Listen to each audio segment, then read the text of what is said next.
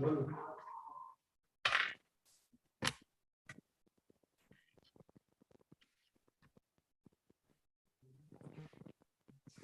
Form भरायचा तुझा?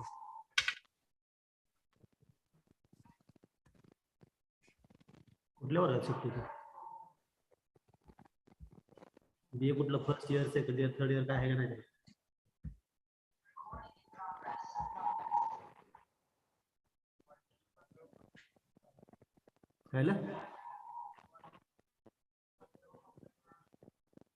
नाही नाही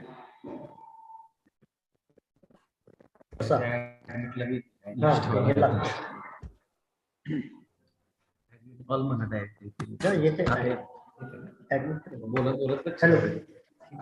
Lokhande sir, Lokhande sir, Lokhande sir,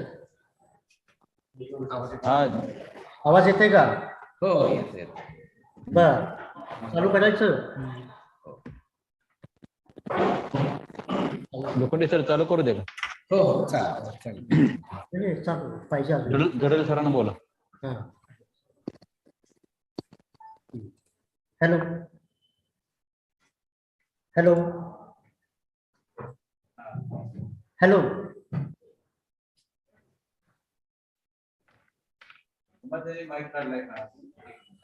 नाही ते बोल. हा थांबा, जॉईंट व्हायला माईक काढलाय त्यांनी कानातून. Hello sir. हा लोखंडे सर, आवाज येतोय का? हो येते. हा बरं ठीक आहे. सुरू करायचं त्यावेळेस चाललं लगेच सुरू करू. हॅलो. होय. हा चालू करा.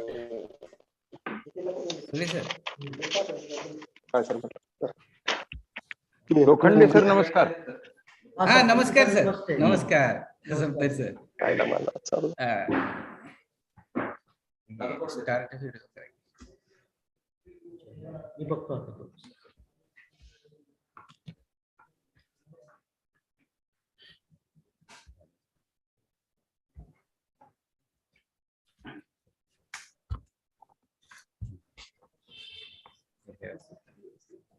खिडकी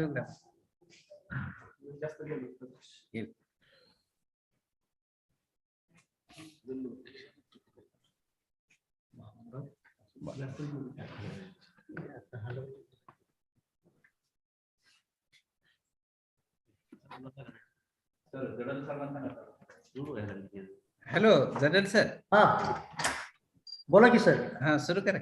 सुरू करायचं. हा बोलू का? सगळे आलेत का? पंचवाईस झालेत का डॉक्टर? सगळे जॉईन झालेत का? जॉईन किती दिसतात? हा किती दिसतात जॉईन झाले? 25 आहे. टोटल पार्टिसिपंट 25 आहे झूम वरती. 2 मिनिट थांबूयात त्या गडबड करण्यापेक्षा.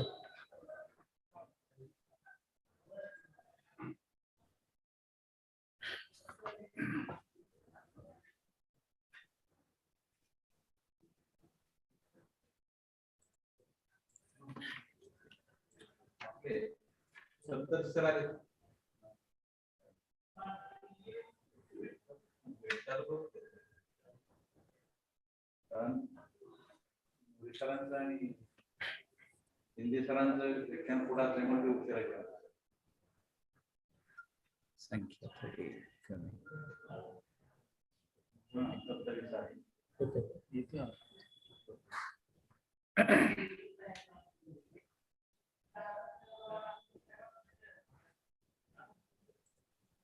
सुरेश सर किती जॉईन झाले? 29 पाहिलं.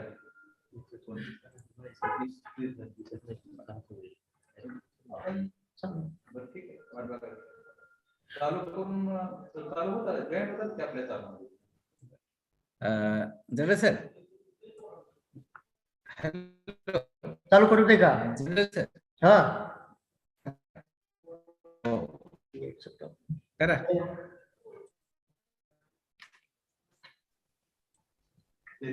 चालू करू का? हो करा. Okay.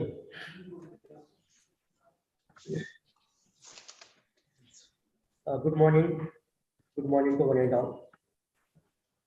Rayat Shikshan संस्था's Karmel Baba Patil Mahavidyalaya Pandharpur is going to organize one-day national webinar on conservation and management of natural resources in collaboration with Pundaslok Ahilyadevi Holkar Solapur University, Solapur. So on this occasion, I would like to welcome all the dignitaries, namely the Keynote Address Professor Dr. Praveen Ganesh Saptarshi sir, the second resource person Professor Dr. Sambhaji Shinde sir, then third resource person is Dr. Jyotiram More sir, all the faculty members who have joined through Zoom platform from the teaching fraternity, research scholars, students, and the faculty of KBP who have joined this national level webinar. The topic of our national level seminar is conservation and management of natural resources. And on this topic, so many discussions will be taken place during this national webinar. But once again, I would like to welcome all the dignitaries along with our Principal Honorable Dr. D.J. Salunke Sahib, the HOD Geography Department, Dr. Tanaji Mukhande sir, and all the faculty members. So once again, I welcome all. And now I would like to request Professor Dr. Tanaji Mukhande sir for the introductory speech of this national webinar. Dr. Mukhande sir. Good morning, all the dignitaries and participants in the one-day national webinar entitled Conservation and Management of Natural Resources, organized by Department of Geography, KBP, Mahavidyalaya, Pandharpur, which is sponsored by Pundaslok Ahilyadevi Holkar, Solapur University, Solapur. I welcome to all honorable dignitaries, Honorable Principal Dr. D.J. Salunke Sahib, Resource Person Professor Dr. Praveen Saptarshi sir from Salisbury University, USA, Professor Dr. Sambhaji Shinde, Head Department of Geography and Chairman of BOS Shivaji University, Kolhapur, Professor Dr. Jyotiram More sir, BOS Chairman Savitribai Phule, Pune University, Pune, Vice Principals Dr. Sitole sir, Professor Dr. Bagal Madam, and Dr. Zidal sir, Coordinator Autonomous. My colleagues, Professor Naik Nori sir, Dr. Kale sir, and other staff members, participants from various colleges in India.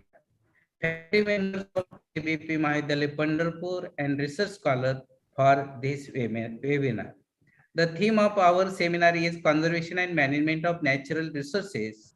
In this regard, I would like to say natural resources are essential for our survival and are used for satisfying our wants. But our natural resources are dying because of our robbers' economic policy by abusing it, by wasting it. And to conserve it, we must use our natural resources products wisely. Therefore, in 21st century, the conservation and management of natural resources has become a major focus of government and organizers. The principal aim of this national level seminar, it is being awareness about the conservation measures of natural resources and to know the importance of natural resources in rural development of India. Degradation of natural resources has a direct negative impact on livelihood of poor people. During the past decade, considerable achievement in decentralizing the management of natural resources have been made, and a number of innovative initiatives have been taken towards this end. They include the new watershed development guidelines, the sector reform process in the drinking water, and sanitation sector, the Joint Forest Management Program, and the Water Users Association that have been created in many states. On the other hand, many practices, particularly in the water sector, are still general towards exploitation rather than management. A case in point in the subsidization of the drinking water, irrigation and electricity services that the encouraged efficient water management and over exploitation of groundwater. These issues need to be discussed on a single platform. So, taking into consideration this, our college has organized this national seminar.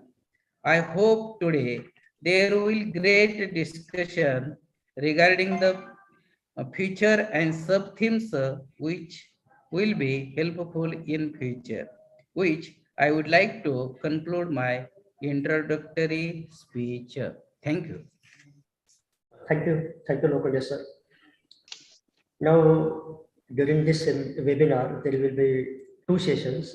First one is about the keynote address, and the second session there will be two resource persons who are going to deliver two lectures. Keeping in mind the outline, first of all, it is our prime duty to introduce today's our keynote addresser. So for that, I would like to invite Dr. Chandrakant Kale sir to introduce today's keynote addresser, Professor Dr. Praveen Ganesh Saptarshi sir. Chandrakant Kale sir, over to you. Good morning, all of you.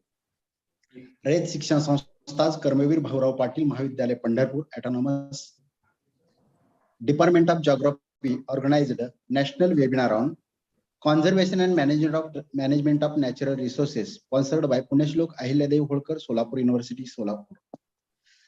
In the first session, chief guest and keynote address Dr. Praveen Saptarshi sir. He is also visiting professor, coordinator study abroad to the Salisbury University, USA. UGC Emeritus Professor Puneshlok Ahilyadevi Holkar in Savitribai Phule Pune University, Pune.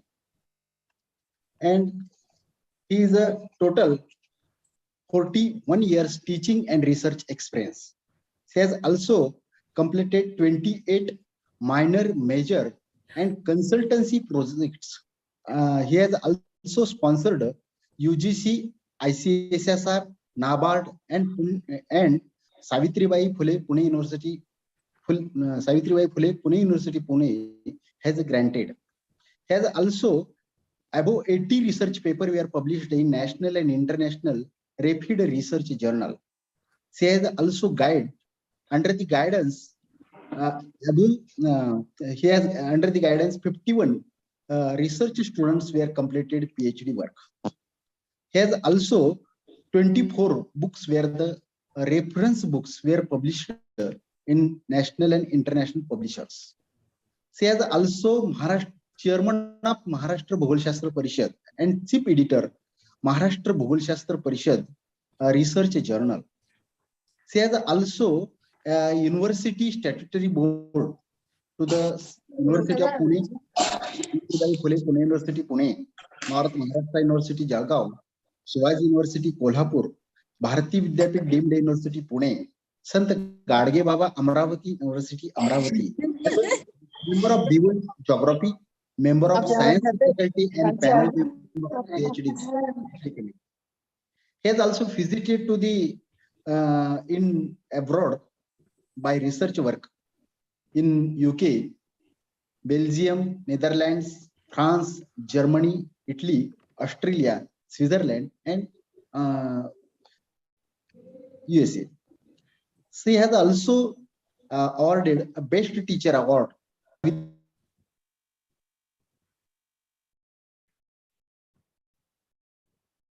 2005. He is also eminent geographer and well known as a friendly research geographer.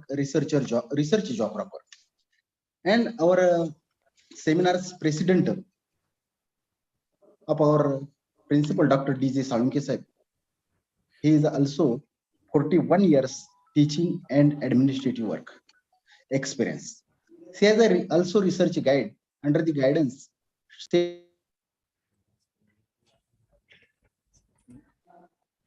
completed to the PhD work. And 2 students we are working on the progress work. She has also above 60 research papers we are published in national and international referred research journals. She has also 3 books we are published in reference books. She has also completed as a controller of examination Punyashlok Ahilyadevi Holkar, Solapur University, Solapur, successfully completed. She has awarded PG Patil Best Teacher Awards and Sunrise Groups of Ideal Teacher Awards. Those are also those things to the president and the emeritus geographer is also well known to these things. And thank you, sir. Thank you, Kare sir, for your introduction of our today's keynote addresser, Dr. Ravi Saptarshi sir, and the president of today's webinar, Honorable Principal Dr. D.J. Salunke sir. Now, moving towards our session 1, I would like to request today's keynote addresser, Professor Dr. Ganesh Saptarshi sir, please deliver your keynote address. Saptarshi sir, please. Thank you very much. Thanks a lot for inviting me for this webinar, national level webinar. I am also happy that I am with a great personality like Principal Salunke, Dr. Lokhande, Dr. C.N. Kale, and I don't remember your name, one who is comparing. So he's also my friend. So all these people are dear and near to me, and that's why they have given me this honor of speaking as keynote addresser. So thanks a lot for that. Ladies and gentlemen, I am happy and congratulate the organizers for selecting this topic or this theme for the national seminar, and that is conservation and management of natural resources. Ladies and gentlemen, to begin with, I would like to pose some questions as a geographer, as the student of environmental science, as a student of economics, as a student of politics, as a student of sociology. I would like to pose some questions. The question first is, what are the resources? What is meant by resources? Geographers know that resources are nothing but what is meant by natural resources? Naturally occurring material which is useful for human consumption is called as natural resources. So that's why our great geographer Zimmerman has said that, into inverted commas, into quotes, that the resources are not, they are made. Means any resource cannot be called as resource right from its, you can say that the occurrence, right from its knowledge. Unless and until we start using the resources for human benefits, we cannot call it as a resource. Soils were not considered as a resource unless and until we started agricultural activities. When man became transformed from the hunters to the farmer, then and then only soils have become great resource for them. And that's why you can find that the migrations, the early migrations in Central Asia, you can find that from Central Asia to India, to Yangtze-Kiang River to Indo-Gangetic Plain. This is mainly for the using the soil resources. The soil resources attracted the people. About 400 years back, if in the jungle of South America, some plants were there and they were oozing the latex, and those latex were used by the Adivasi people, tribal people, and they used to make the ball, and that ball was bouncing back. So till then, we were not knowing what is meant by rubber and what is meant by rubber tree. So once we know the knowledge, then we started utilizing rubber. Then synthetic rubber came into being, and in this way, almost the rubber parts are used right from our shoes to the cap. So this is the importance of resources. Even the petroleum oil, so that has occurred so many millions of years ago in Carbonaceous period, and this was a geological formation. It is called as geobiochemical process, and that process has been stopped now. So millions of years that process was there. It was very slow process, and the all vegetative parts, vegetation cover, which is buried under the soil. So with some microbial action, bacterial action, it has been converted into C, carbon. Means carbon dioxide in the air has been reduced to C. So CO2 is converted to C, and there are various forms of carbon, right from graphite or even the diamonds or coal, bituminous coal, anthracite. All geographers know it very well. So in this way, you can find that there are the resources, means the material, natural material that occurs in the nature, that occurs due to natural processes, and that can be utilized by man. So you know that land resource in Pandharpur was not considered as important resource, but now just near college building, college campus, you can find that the land resource has been valued more compared to 20 years back or 30 years back. So this means that the value of any resource is not only dependent on its utility, its value of its utility, but its location. Its location, geographical location, is also important.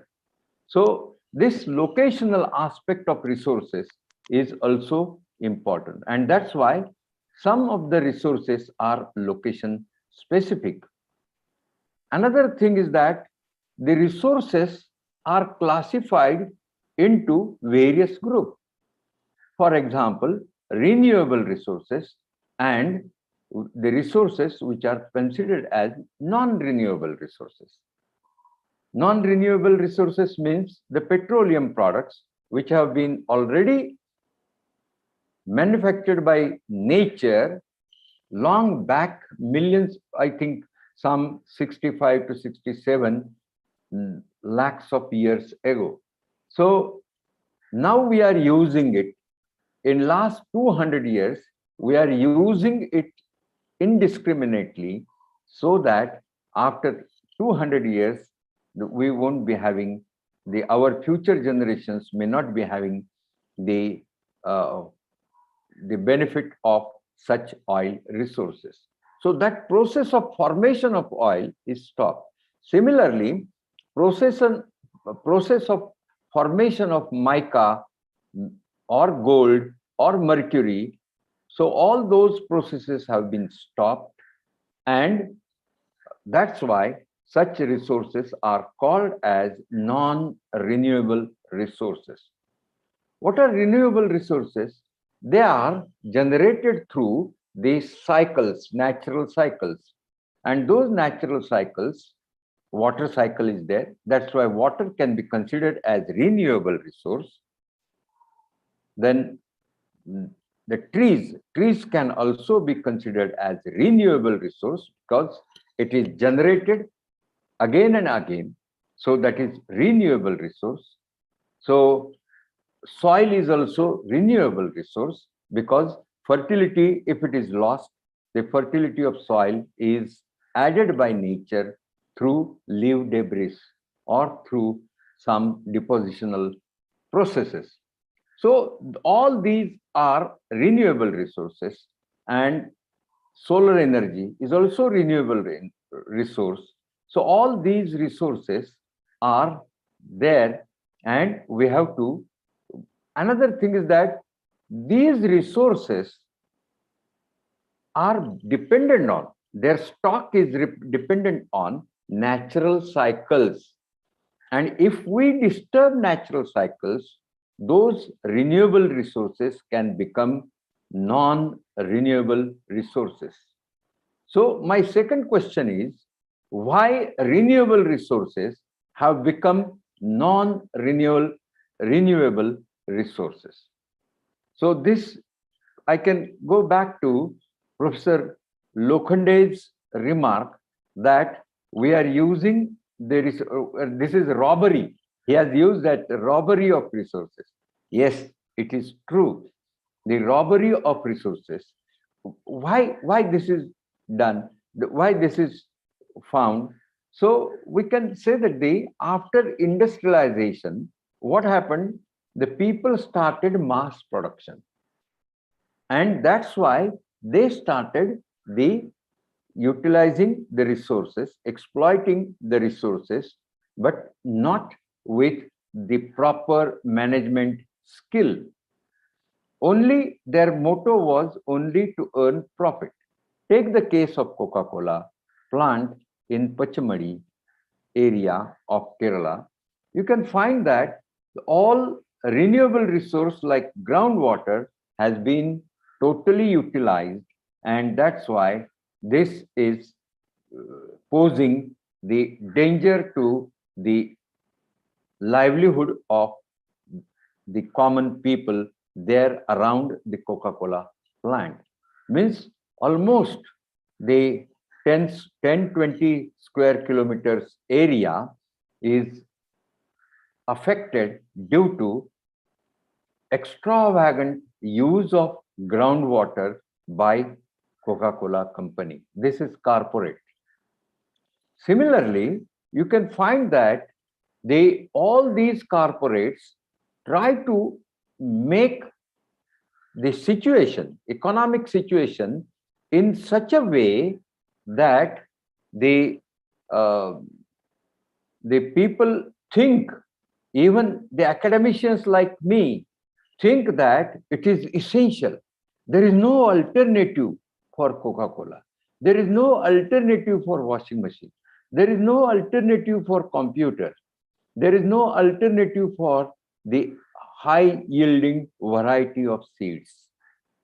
So we started thinking on those lines, which is wrong and which has made us to allow indiscriminate use of resources by certain companies to earn their own profit. I will tell you one example, that here in Pandharpur Tehsil, soybean has become popular. In Sholapur district, soybean has been, in Ahmednagar district also, in drought-prone areas, soybean has become popular. Government supports soybean. For whom? म्हणजे सोयाबीनच्या जर खपलं नाही आमचं, ह्या वर्षी भाव जास्त आहे, पण जर सोयाबीन खपलं नाही तर त्याच्या घुगऱ्या करून आम्ही उसळ करू शकतो का, असा माझा साधा सवाल आहे. So soybean is promoted because it is the industrial raw material. Sugarcane is promoted because it is industrial raw material. And this soybean is replacing gram and other oil seeds. Means शेंगदाण्याचं oil काढायचं झालं तर पंढरपूरमध्ये तेल घाणी आहे, त्याच्यात oil निघू शकतं. सोयाबीनचं ऑइल काढायचं असेल तर त्याला मोठ्या कंपन्याच लागतात आणि ते केमिकल प्रोसेसनीच काढावं लागतं आणि मग ते खोटी जाहिरात करतात, धक धक धक धक सोया तेल खाल्ल्याने हार्ट अटॅक येत नाही.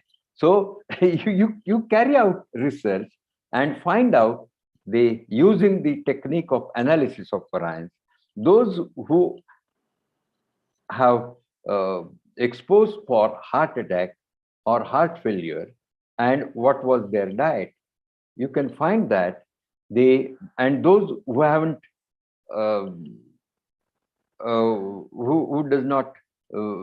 who are not exposed to this heart diseases.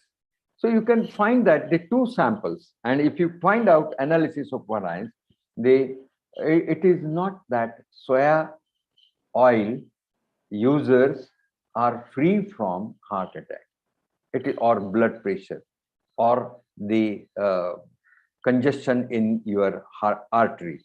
So this is proved fact. You can also carry out research in your tehsil or in your district and find out the real cause of it. But we are lazy academicians and lazy thinkers, and that's why we are unnecessarily follow whatever is the propaganda. So the most of the resources have become non-renewable.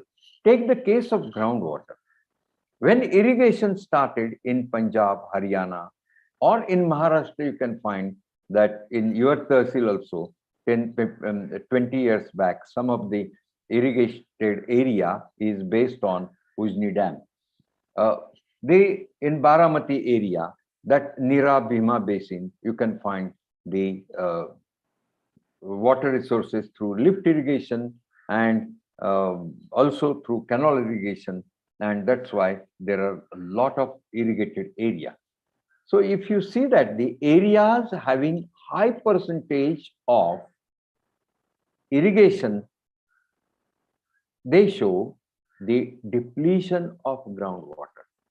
This is mainly because irrigation, what irrigation has invited more and more chemicals, chemical fertilizers. And those pesticides and chemical fertilizers are responsible for polluting river water. Also, industries are also responsible for that. Cities are also responsible for polluting the river water. And groundwater depletion is found mainly in irrigated areas. There is very close correlation between percentage of irrigated area and degradation of groundwater. This is mainly because of using the chemical fertilizers. Who told us, who promoted that farmers should use chemical fertilizers?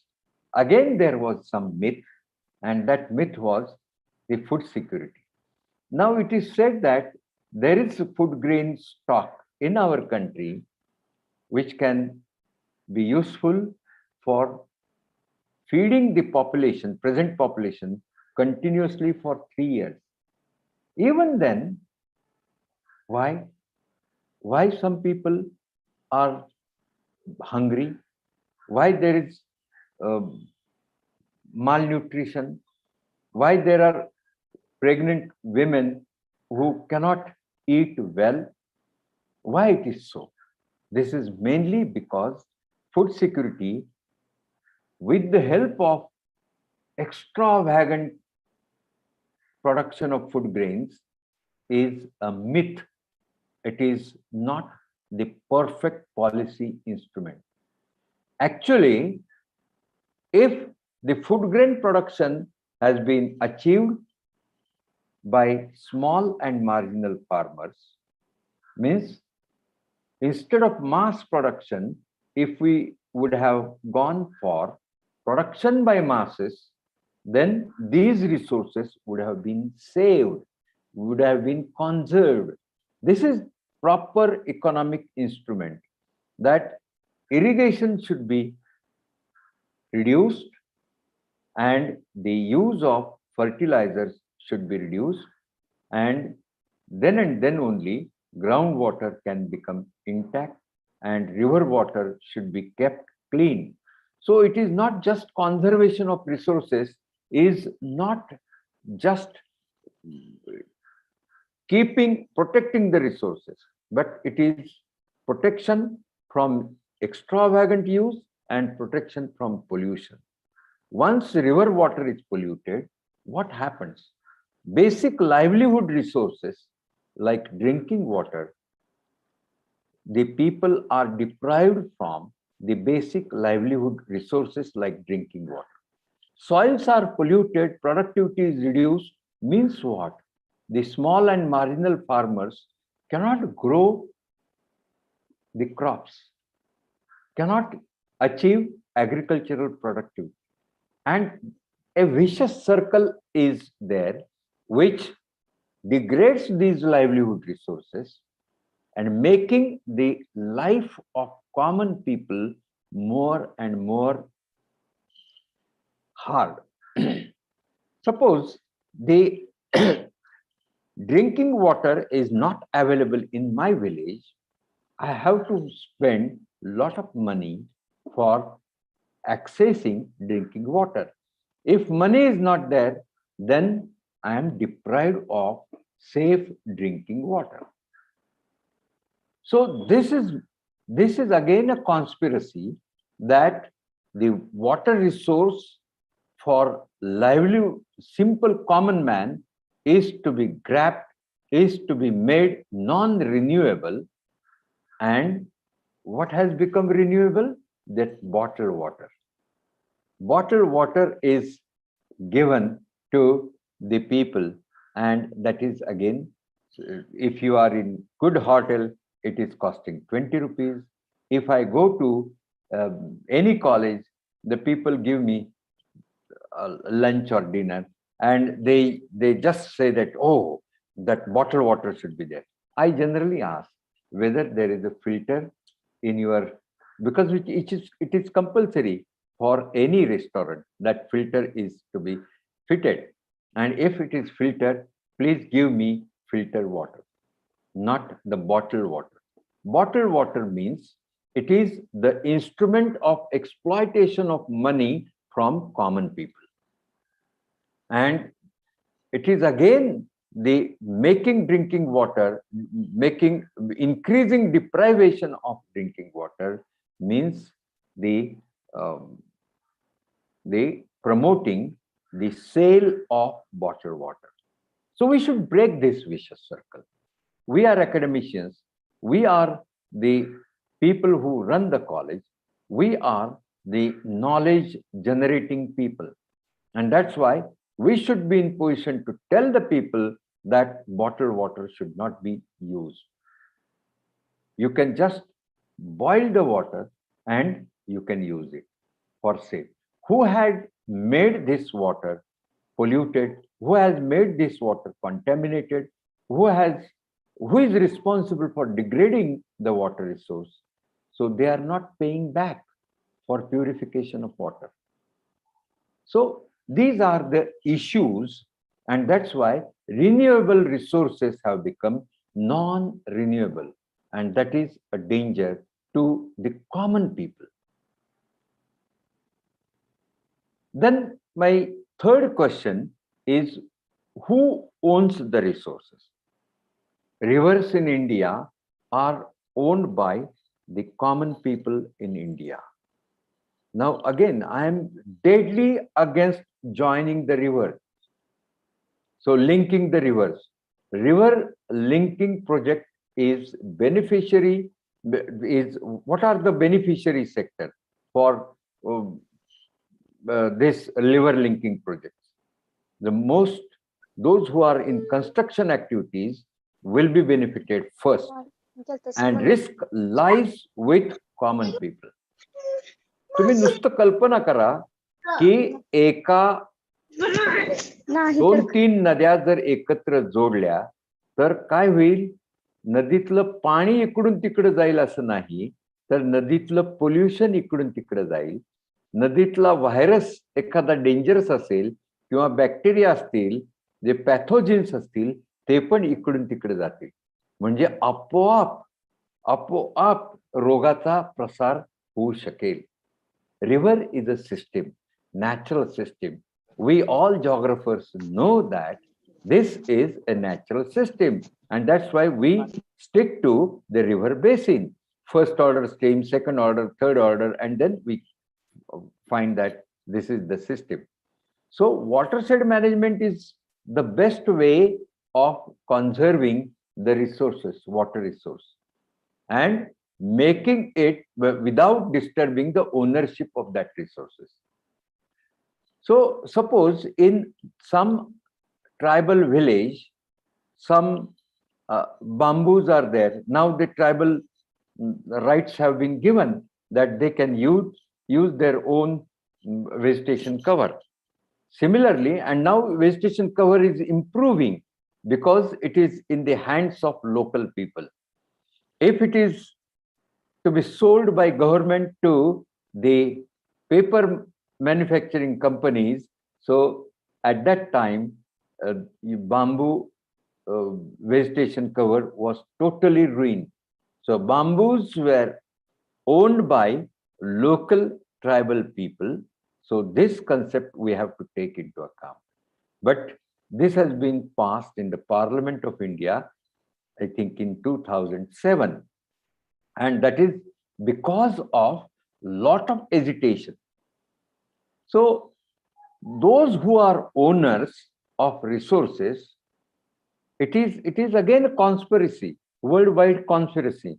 And Government of India is not the exception to that particular rule. And what is worldwide conspiracy? Those who are owners should be made the workers. आता शेतकऱ्यांचे कायदे सुद्धा असेच आहेत. शेतकऱ्यांच्या कायद्यांमुळे शेतकरी हा शेतकरी न राहता तो भूमिहीन शेतमजूर कसा होईल हे पाहता येईल. म्हणजे पुढील 25 वर्षाच्या काळात त्यांना ह्या भूमिहीन लोकांच्या जमिनी कशा पण वापरता येतील. मग 6 पदरी रोडसाठी who are beneficiaries? If the 6-lane road, the highway or expressway is constructed, who are the beneficiaries? Even I can tell you one thing that you can conduct the survey there. Some railway, Kisan Railway. So that is the much advertised transportation line. Whether it is useful for Kisan, common Kisan, or it is useful for Vyapari. So that is traders. It is useful for traders, not for the small and marginal farmers. Suppose from Pandharpur to Mumbai, so technology is introduced. So intervention of technology is the leverage for rural development. It is called as it is generally stated by many economists. And that's why special tankers were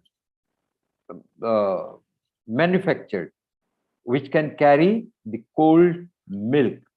And that's why the milk trade can go from Pandharpur to Mumbai.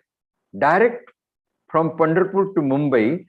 So within 8 hours time, you can reach to Mumbai by such specialized transportation means. And this is the problem for Pandharpur people.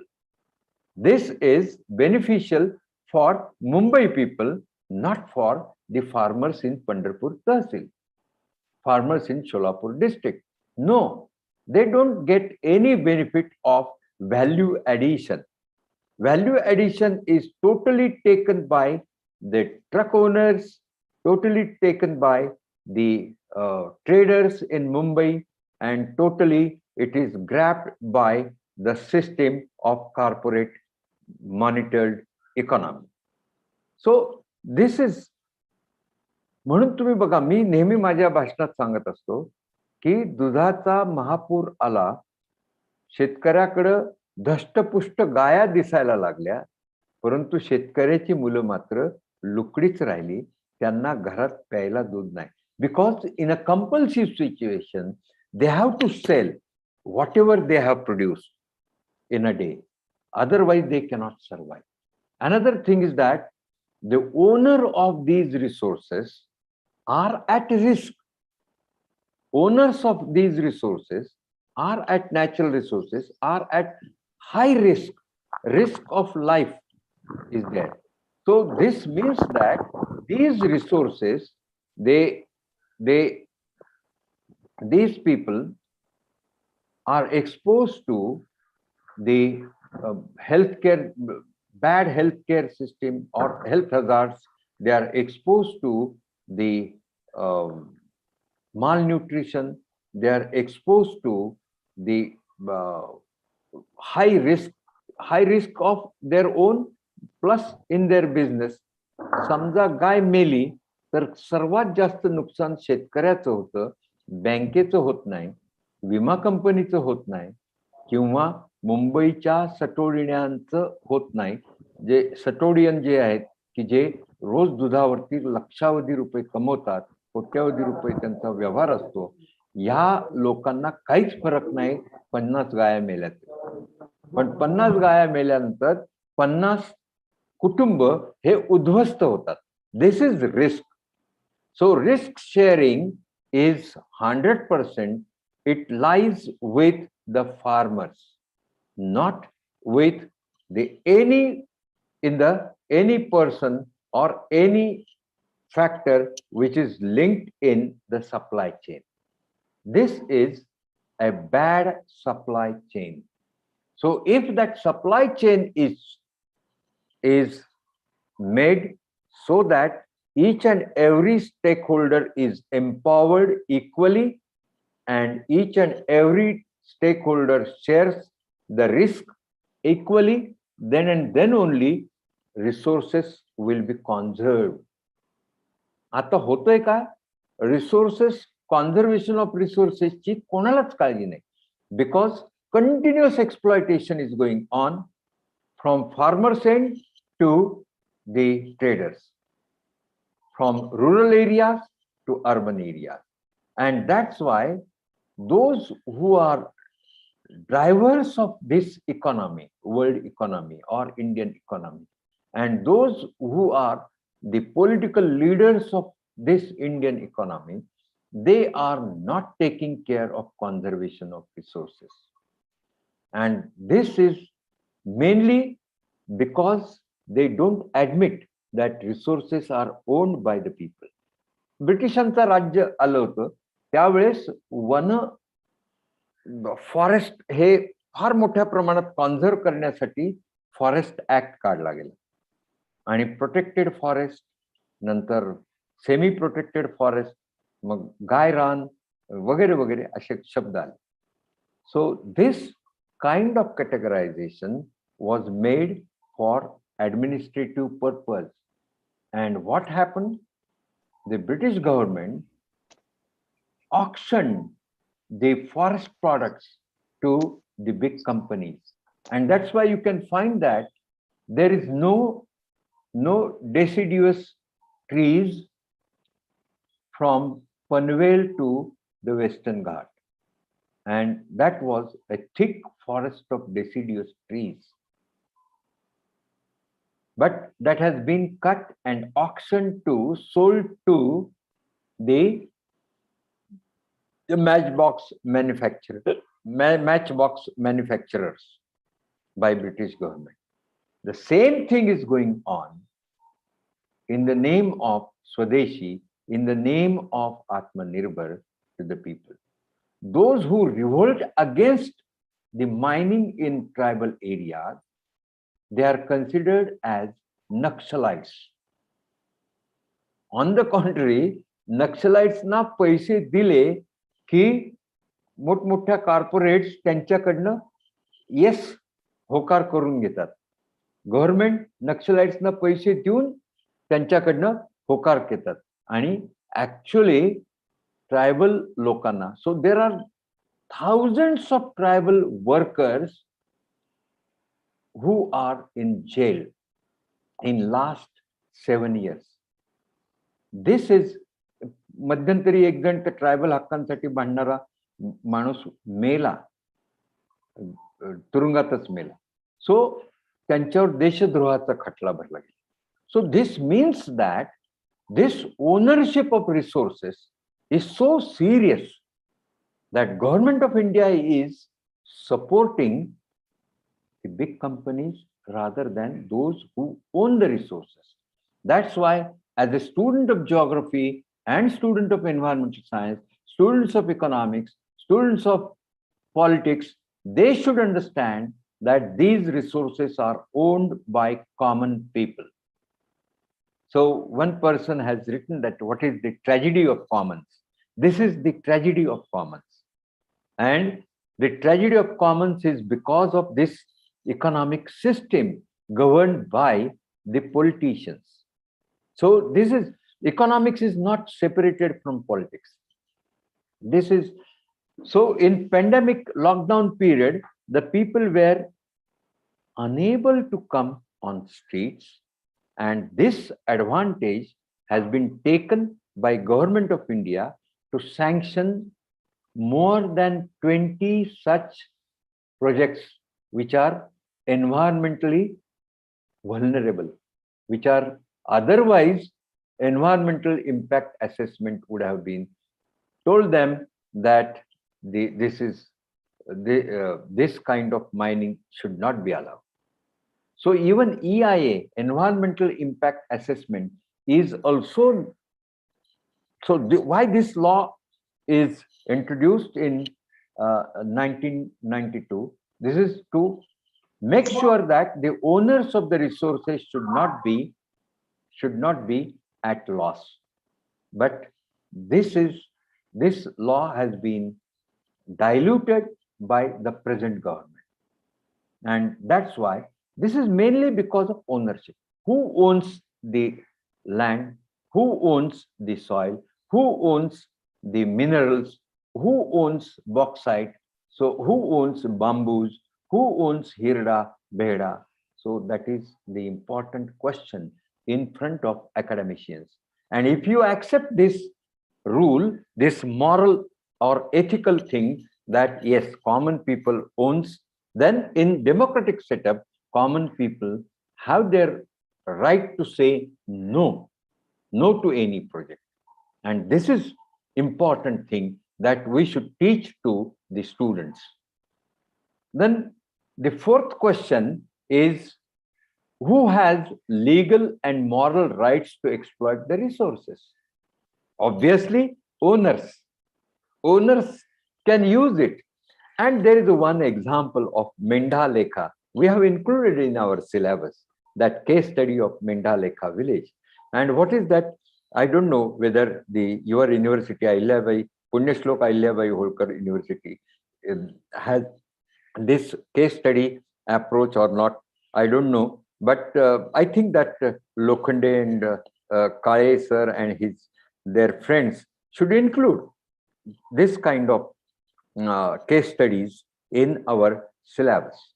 And this Minda Lekha village, what they say that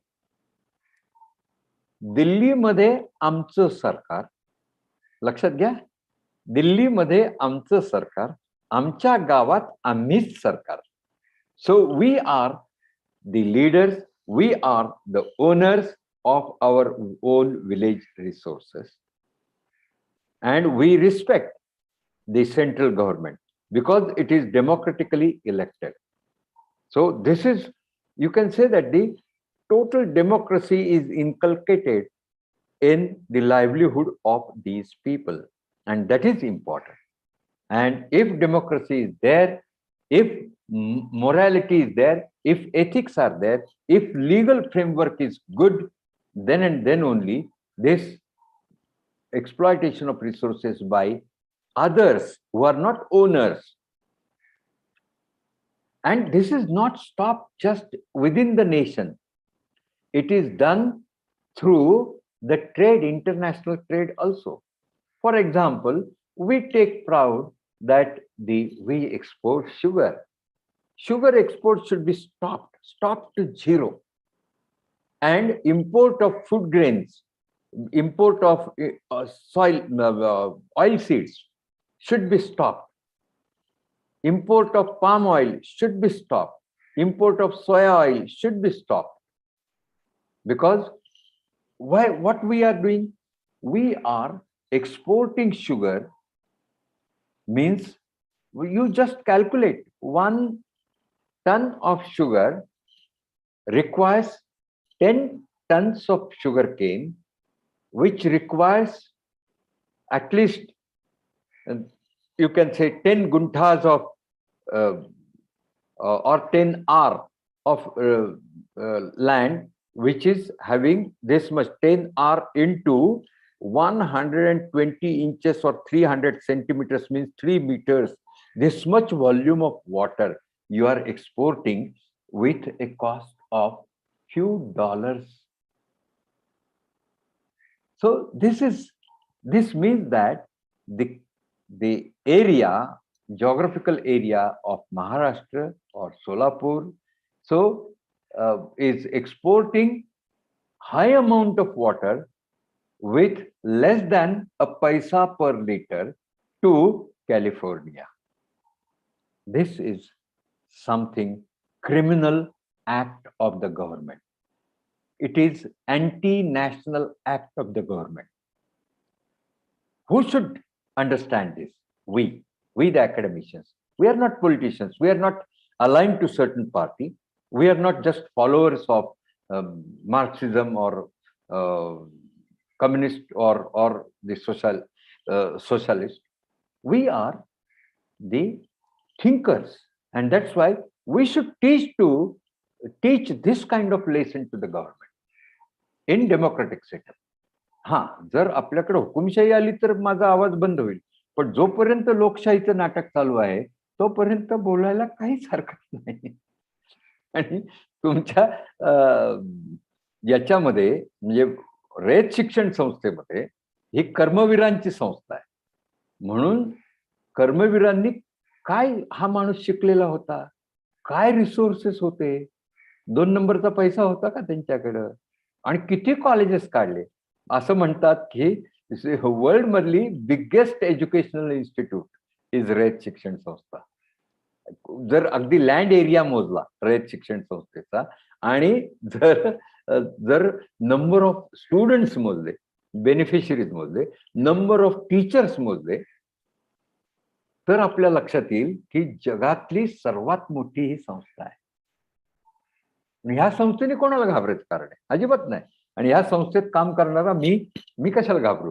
अशा पद्धतीने निर्भीडपणे आपण सांगितलं पाहिजे की it is the moral right of academicians that we should try to advocate the moral and legal right of common people regarding resources. Then my last question is, what are the priorities of resource development? We always think that resource development, विकास पुरुष वगैरे असं लोक सांगतात, पण काय करतात तो विकास? म्हणजे कोणाचा विकास? What are the priorities of development? No, our Prime Minister, either Honorable Finance Minister or Defense Minister, they are keeping mum on this. What is their priority? Priority should be how to involve maximum number of people in the economy. Priority should be the resources should be utilized in such a way that the livelihood of people, common people, should not be disturbed. Now, I am staying on 4th floor. There are number of people, 25% of the population in Pune and Mumbai, they stay more than the high-rising buildings. So this means that whether it is quite good to provide drinking water right up to the 15th floor using these machines and all these things. So this is not good. This is again, you can say that the livelihood of basic people is being at stake, is being ruined. So urban sprawls has discouraged or disturbed the livelihood of common people. How they dump their waste, how they dump their sewage in the rivers. River ecosystem is disturbed. This is because of industrial society, because of urban society. And that's why our priority should be that if 60% people are dependent on agriculture, so priority should be agriculture. And agricultural development cannot be possible unless and until the participation of farmers is there. And unless and until keeping their ownership intact. So all the rules, all legal framework shows that in due course of time, the ownership will be lost. And that's why there was agitation against this.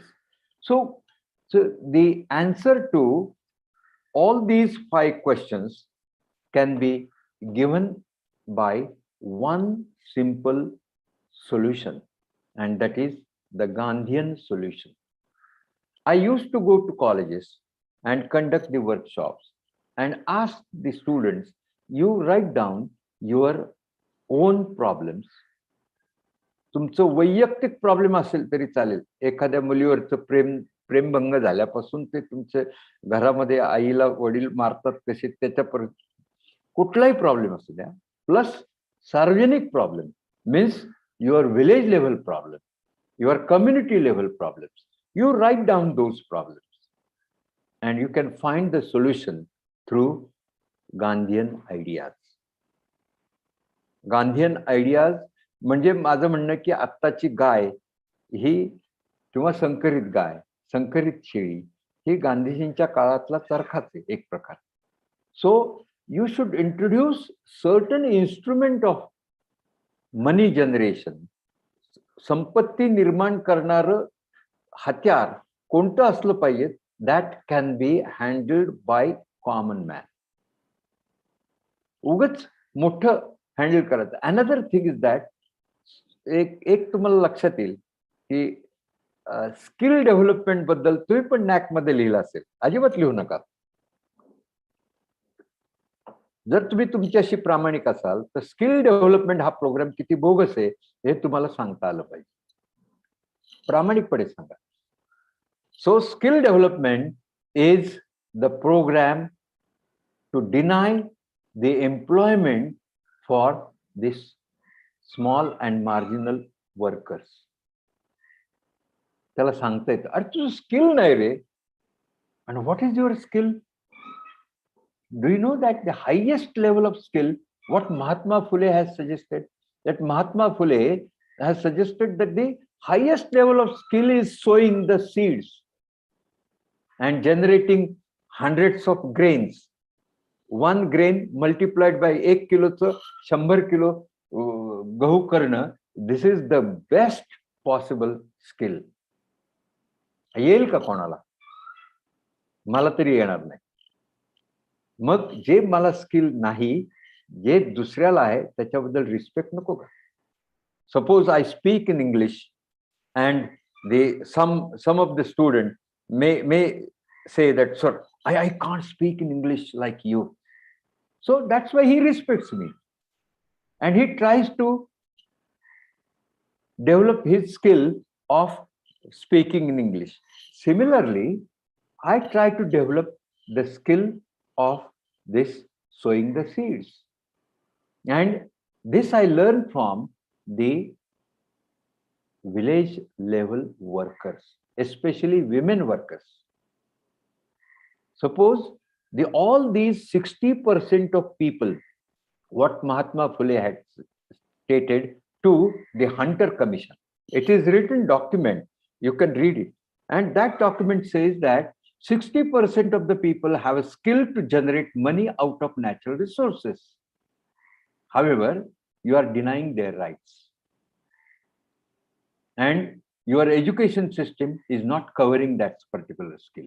If our skill is skill-based education is away from the soils, away from the people who are generating money, then that skill cannot be considered as skill.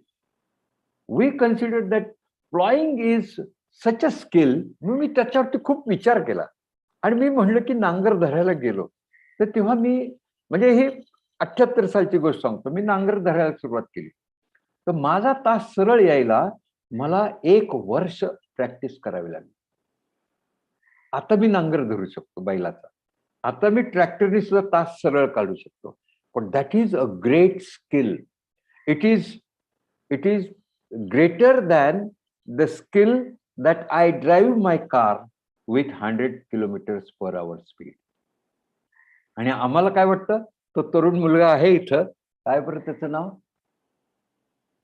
Roshan Kumar जर खरंच असेल तिथं तर त्याला काय वाटतं skill motorcycle कशी मी वेगात वळवतो करतो त्याच्यात त्याला असं वाटतं की काय स्किल आहे. But that is the skill which is corporate generated skill, which is essential for running the corporates, which is that skill which is essential for running the capitalist society. तुम्ही कार चालवली किंवा motorcycle चालवली म्हणजे फार मोठं भूषण नाहीये. तुम्ही अन्न पिकवता येतं का हा basic. Because 60% of the people in India they do this work and which is not included in the skill-based education. This is just nonsense. That's why in my college, Rashtrapita Mahatma Gandhi Mahavidyalaya, I promote the hydroponic fodder. I promote the keeping the variety of breeds of local breeds, the khilaris and the other sankarit cows, buffaloes, and so that is the skill. How to milk the animal, that is also skill. But we don't care about that particular skill. So all these things should be considered as important unless and until you accept the philosophy of Gandhi. And in nutshell, I can say that he was advocating one, त्यांचं ते एक वाक्य प्रसिद्धच आहे, there is enough, nature has given us enough for anybody's needs of all the population. जगात केव्हाही किती population असलं तरी नेचर समर्थ आहे. त्यामुळे don't say that save earth, save your self is important. And but there is not enough to fulfill the greed of one person. So greedy society has become the greedy society is the real problem for conservation of resources. आपण सांगतो solar cell करा, आपण सांगतो वीज वापरण्यासाठी alternative solar panel तुमच्या कॉलेजवर पाहिले, आमच्या कॉलेजवर आहे आणि मग आपण खूप खुश होतो की वा वा आमच्याकडे clean energy. How it can be a battery operated car, how it can be a clean battery, lithium battery? Once we use that battery, how that lithium comes from where it is coming? So it is coming from Nigeria. Poor people in Nigeria are exposed to kidney stone, are exposed to cancer, are exposed to some basic agonies for their eyes, and so their heart trouble, everything, and at the cost of their livelihood, we are at the cost of their life. we are advocating that battery operated cars are better option.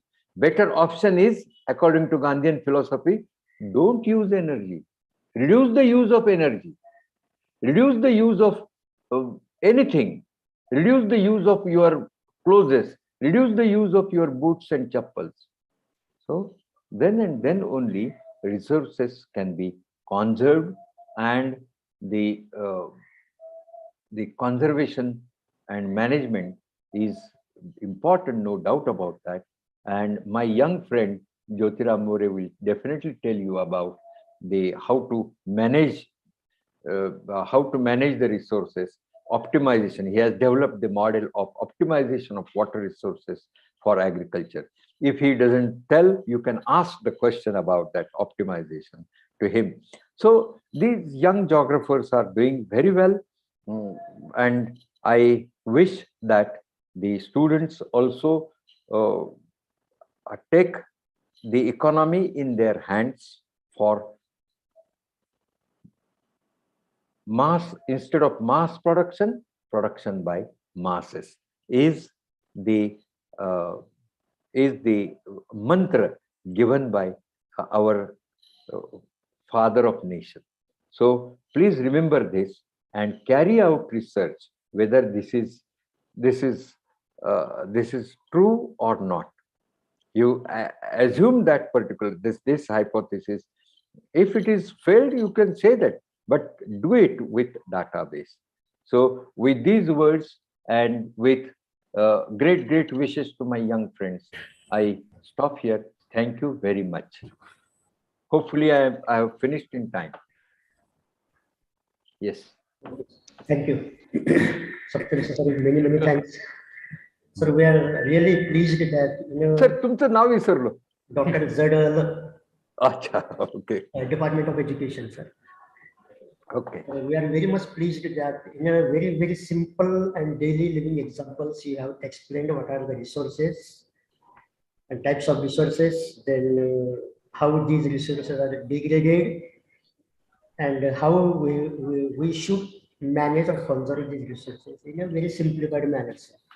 I think everyone who has joined in this webinar might be satisfied with your delivery of the keynote address, sir. Thank you very much for giving such a delightful presentation, sir.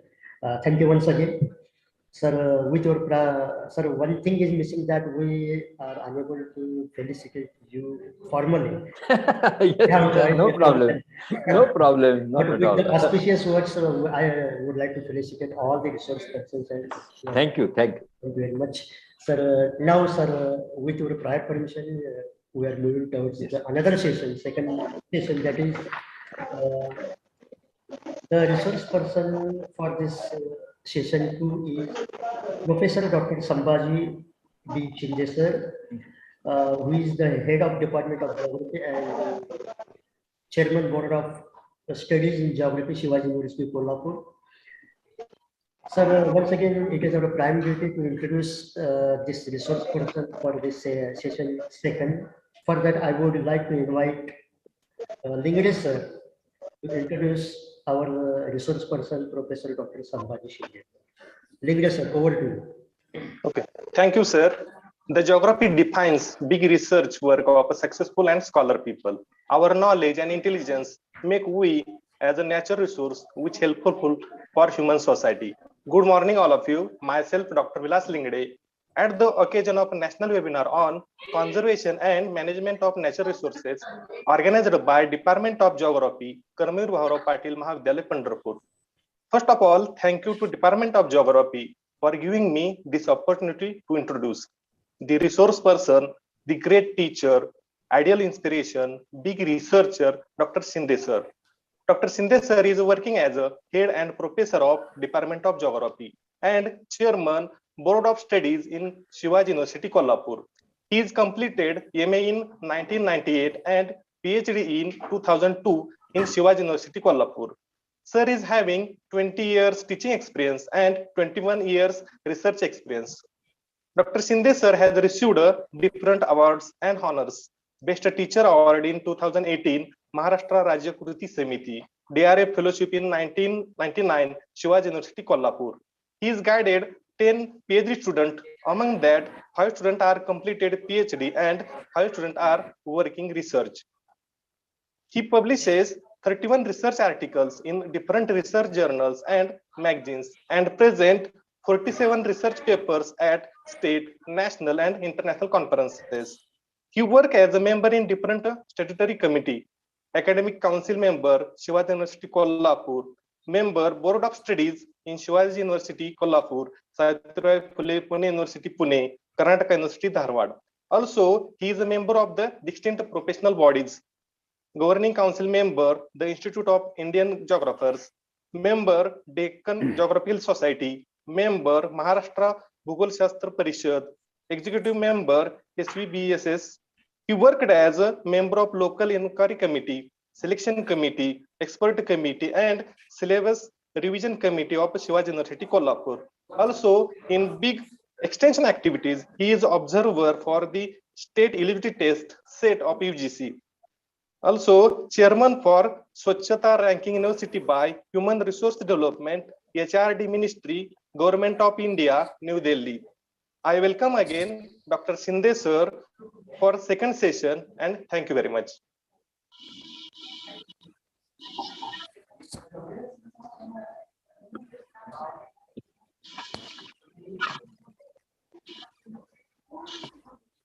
Thank you, Venkatesh sir. Now I would like to request Professor Dr. Sambhaji Shinde sir, please deliver your lecture on the topic conservation and management of water resources. Shinde sir, over to you. Okay, sir. Thank you. Am I audible? Yes, sir. Yes. Thank you, sir. First of all, I must thank to my friend, Professor Dr. T.N. Lokhande sir, Kale sir, all teaching staff of KP, respected Tarashi sir, and all participants for giving me this opportunity to share my views. And first of all, I must congratulate to the organizers for choosing this topic, conservation and management of natural resources.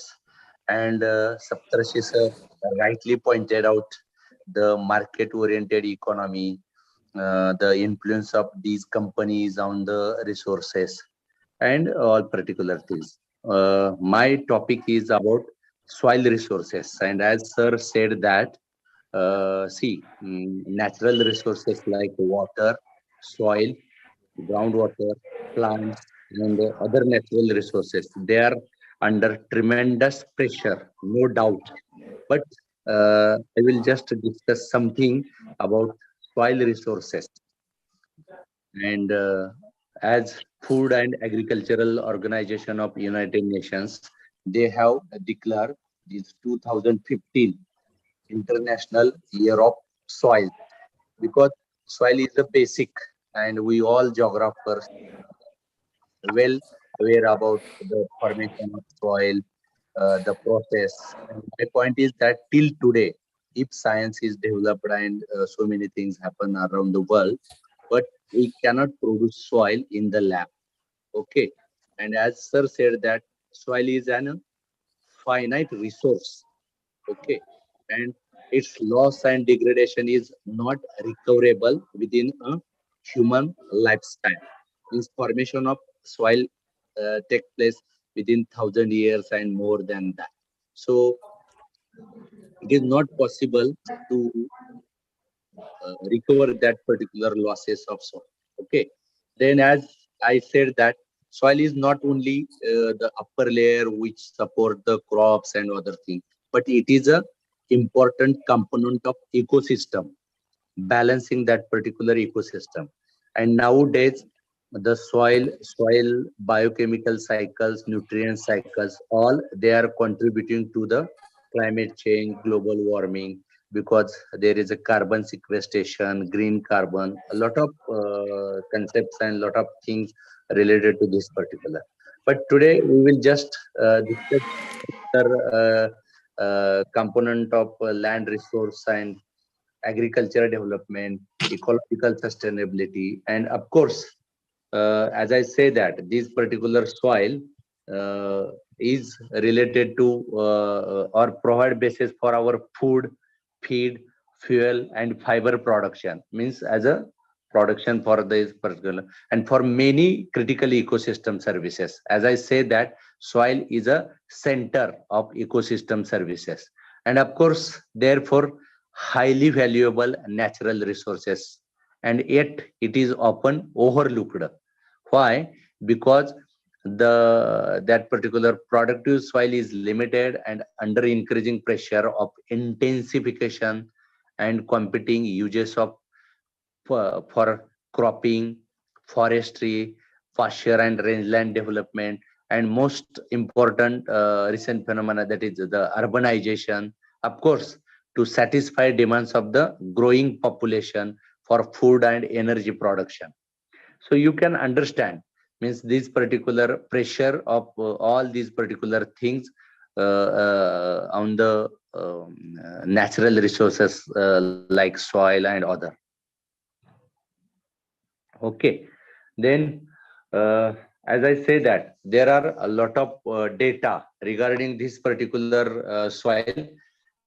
We will just discuss, as I say that global population, and we will exceed 9 billion, 10 billion in the recent years. That again will create pressure on this particular soil resource. Another important thing, that the increased demand for healthier and nutritious food, because as sir also established the relationship between food security and soil low productivity because of these particular practices. We will discuss that things also. Again, the agricultural production, because our government is also trying to double income or farmers income like that. So agricultural production will increase globally up to 60% like that. And in developing countries, of course, again, it is higher than that particular world average. Then the another important aspect or data regarding this particular soils are under pressure of intensification and competing areas of, as I say that the forestry is there, cropping pasture there, and of course urbanization or non-agricultural uses is there. Another what you say, you will wonder about the facts of soils today, that 33% of global soils is moderately to highly degraded. True, because we all are well aware about the soil degradation process and all that particular, but most of world soil degraded because of erosion. Erosion may be because of this climate change, wind, then traditional practices like that one, then salinization, then compaction, acidification, chemical pollution, and nutrient depletion. While speaking about chemical pollutions, Saptareshi sir always said that only 2-3 companies, and they pressurize on the agriculture, farmers, government to use maximum fertilizers, chemicals, pesticides under the to increase the productivity like that. So near about 33% of global this particular soils, they are moderately to highly degraded. Then of course, who will suffer mostly? The developing countries, poor people, rural people like that one. Near about 83% of rural people in mostly in sub-Saharan Africa, they are depend on their land for livelihood, and 40% of Africa's soils are currently degraded. Same case in developing countries and other countries also. And in more, there is a little opportunity of arable land, because countries like Indonesia, Cuba, small countries, there is a little opportunity for that expansion of arable soils. So why I am discussing all these? There is a lot of data about soil, health of soil, how soil contribute to the food security and maintenance to key ecosystem, etc. And why we are talking about, as I said, that soil cannot produce in the lab our food, fiber, other needs. They are depends on that particular soils, and soil health is important. Okay, that's why we are. And now, as I say that, किंवा सप्तर्षी sir सुद्धा म्हणाले तसं की आपण जर ढोबळमानाने बघितलं पाणी, हवा, मृदा, तर मृदेकडे आपण तितक्या तीव्रतेनं किंवा तितक्या गांभीर्यतेनं लक्ष देताना दिसत नाही. तर सगळ्यात मोठी समस्या काय असेल तर मृदेचं संवर्धन आहे. त्याची कारणं वगैरे आपल्याला बऱ्यापैकी माहित आहे. तर त्याच्यातले जे आहेत सगळ्यातले why this particular soil conservation is so important, or as I say that it provides or essential for plant growth.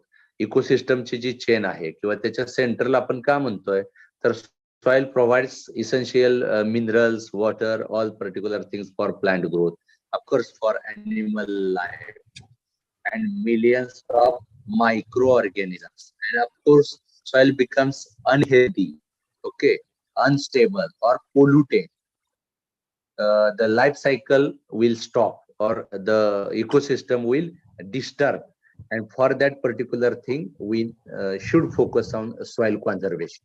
Okay, and focus keeping soil healthy through a combination of practices and techniques. We all are geographers, we all are well aware about agricultural practices, how to keep soil healthy, and sir rightly pointed out success stories from Minda like Hivre Bazaar and then Ralegan Siddhi, and so many things are there. But we should individually committed to soil conservation and help ensure that soil is fertile and productive and protect it from erosion and degradation or deterioration. But there are certain threats, there are certain challenges for these particular soil conservation, and of course the primary this threat to soil conservation are climate change and traditional farming practices. Okay, if you study the changing land use of India or any developing countries, you will simply understand means how that particular traditional farming practices and of course the intensity of cyclones, intensity of rainfall and other climatic changes, they are putting pressure or creating threats for the these soil conservation practices. As I say that traditional farming practices include the overuse of harmful pesticides. ह्याच्यावरती खूप research paper आहेत. आपण जे pesticides वापरतो, fertilisers वापरतो, त्याच्यातलं 0.01%, 0.02% इतकंच ते applicable आहे आणि बाकीचं जे आहे ते अननेसेसरी आहे. कुणीतरी सांगतंय कुठे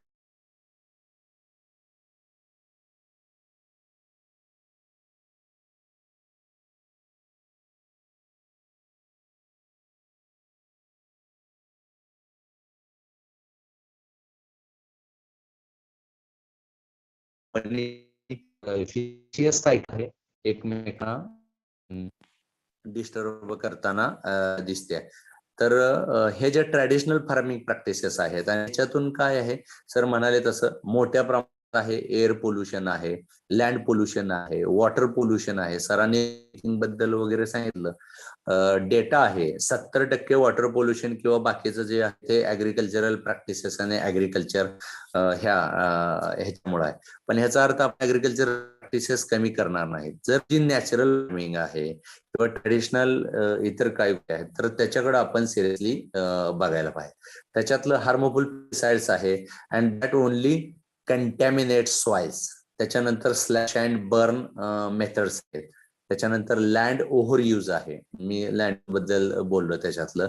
आणि मग ह्या सगळ्यातून आपल्याला काय केलं पाहिजे तर we should think about chemical contamination, we should think about slash and burn agriculture, we should think about land over use आणि जॉग्राफिकल इतर गोष्टी जसं रेनफॉल आहे, सॉइलचा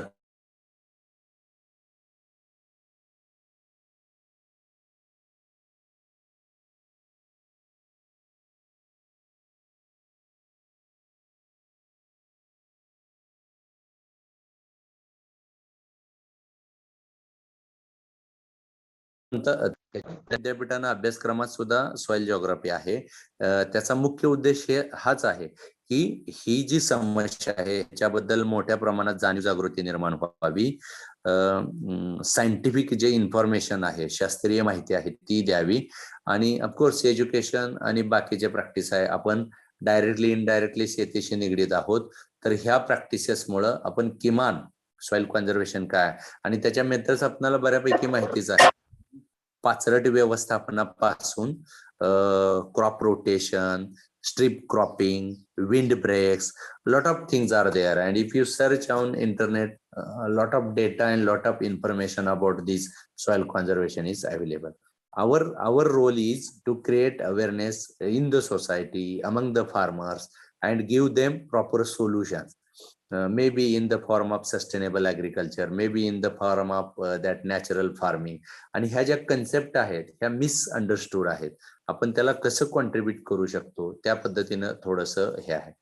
and as I say that saving our this particular soil is very important, and there are of course I always used to say that think globally, act locally. That solution is again here. We can save our soils by sustainable soil management practices like increasing soil organic matter content, then keeping soil surface vegetated, means by grass, by planting trees and other that. Then of course using that particular nutrients wisely, maybe that compost and other that particular. Then of course crop rotation is there. Then of course reduce that particular erosion. All that can lead to of course to increase the crop yield and to save our soils for a longer period. But these particular practices is not enough. Side by side we should include policies and governance. याच्याबद्दल बोलण्यासारखं खूप आहे. आपले जे sustainable development goals आहेत त्याच्यात sustainable development goals 13-16 सॅनिटेशनशी related आहेत, land रिसोर्सेसशी related आहेत. आणि त्यानुसार certain efforts are of course being made at international level. Part of that particular efforts, our central government, state government, they are also doing certain programs related to this particular reclamation of these saline soil, alkaline soils. So we should include policies and governance for this particular conservation of soils. Of course, targeted soil research. मला माहिती आहे agriculture मध्ये इतर ह्याच्यात आहे, पण जॉग्राफर्स आहेत की ते बेटर सोल्युशन देऊ शकतील का? Because we just associated with that physical factors, formation of soil, problems of that particular population, overutilization. So we should targeted that particular research, maybe research about the methods of irrigation, research about cropping, research about soil sequestration, carbon sequestration, forestry, social forestry, and of course creating awareness or scientific information and knowledge about this particular. Of course, another important thing about saving of our soils is about investment in the sustainable soil management. Me sustainable agriculture वगैरे बोलताना त्याच्यावर टीका अशी केली जाते की sustainable agriculture मुळे मला वाटतं अलीकडे श्रीलंकेत वगैरे काही समस्या निर्माण झालेल्या आहेत, कारण पॉप्युलेशन प्रेशर आहे, त्यांची गरज आहे, इंडस्ट्रीची गरज आहे. आणि जर सस्टेनेबल प्रॅक्टिस करा कमी त्याप्रमाणे तर आपण हळूहळू सस्टेनेबल सॉइल मॅनेजमेंटच्या प्रॅक्टिसेस आहेत त्याच्याबद्दल हे करू शकतो. सगळ्यात महत्वाची जी गोष्ट आहे, stopping soil degradation and restoration और रिस्टोरिंग डिग्रेडेड सॉइल्स. हजारो हेक्टर आहेत आपल्याकडं. We study that land use, land cover, and how much land is available for agriculture, cropping pattern, other that. तर जे डिग्रेडेशन सॉइल्स आहेत, मला वाटतं इस्रो त्याच्यानंतर त्याच्या सेपरेट मिशन आहे ह्या सॉइल मॅपिंग साठी, वेटलँड मॅपिंग साठी, सॉइल डिग्रेडेशन.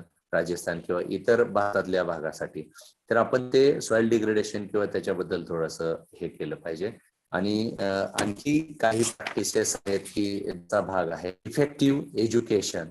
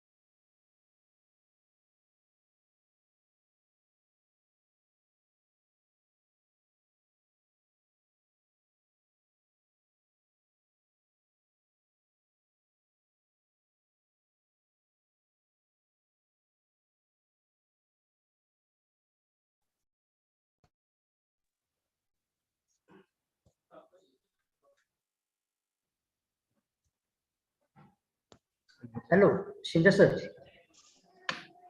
Shinja sir.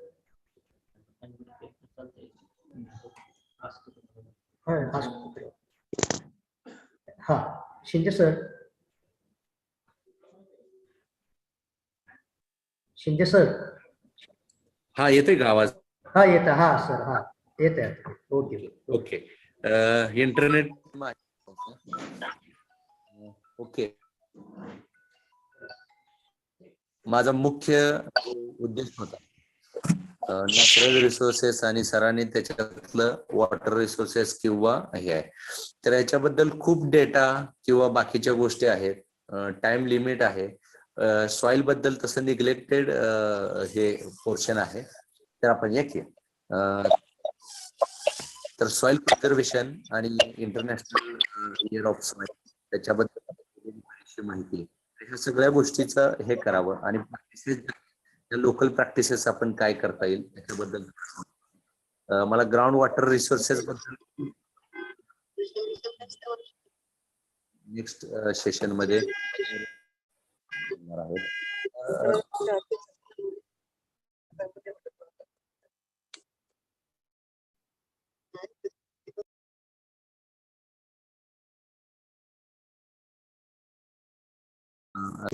देखील असं आहे. मी एकदा संयोजकाचं आभार व्यक्त करतो की त्यांनी मला हे नॅचरल रिसोर्सेस आणि रिसोर्सेस बद्दल बोलण्याची संधी दिली. मी सर्व पार्टिसिपंटचं मनपूर्वक धन्यवाद व्यक्त करतो आणि थांबतो. धन्यवाद.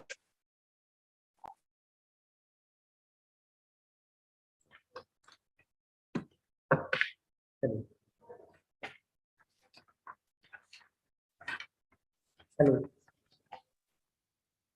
Thank you very much, Shinja sir.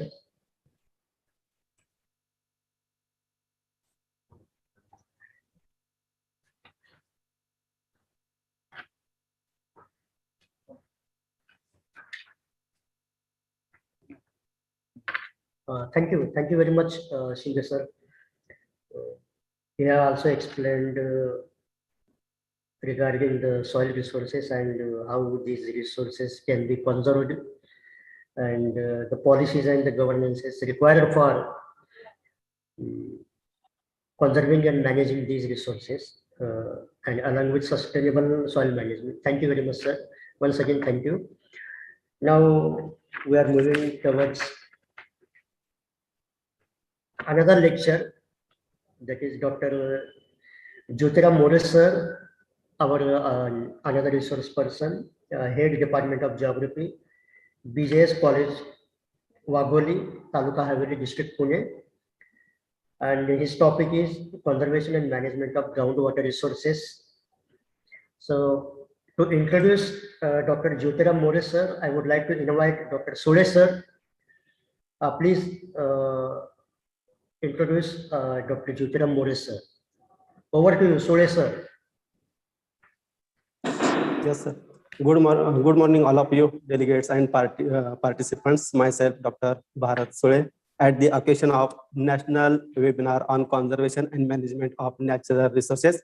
organized by Department of Geography, Karmavir Bhaurao Patil Mahavidyalaya, Pandharpur. I feel extremely honored to introduce the resource person of this session, Dr. Jyotiram Chandrakant More sir. He is completed MA PhD in Geography. He is working as a professor and head Department of Geography, Bharatiya Jain Sangatana's Arts, Science and Commerce College, Wagoli, Pune, as well as he is working as a chairman of BOS Savitribai Phule, Pune University, Pune, member of Academic Council, faculty, RRC, member of GIS and Remote Sensing Committee of University of Pune from 2001 to 2008 to 2011. He is completed. He has a PhD guide of Savitribai Phule University, Pune University, Pune. 5 PhD students are completed in his guidance, and 2 MPhil students are awarded MPhil degree, as well as 6 PhD students are 6 PhD students and 4 MPhil students are doing in his guidance. He has completed 6 research projects, among them 2 as a UGC and 4 BCUD. He has published 16 books and 51 research papers in different research journals.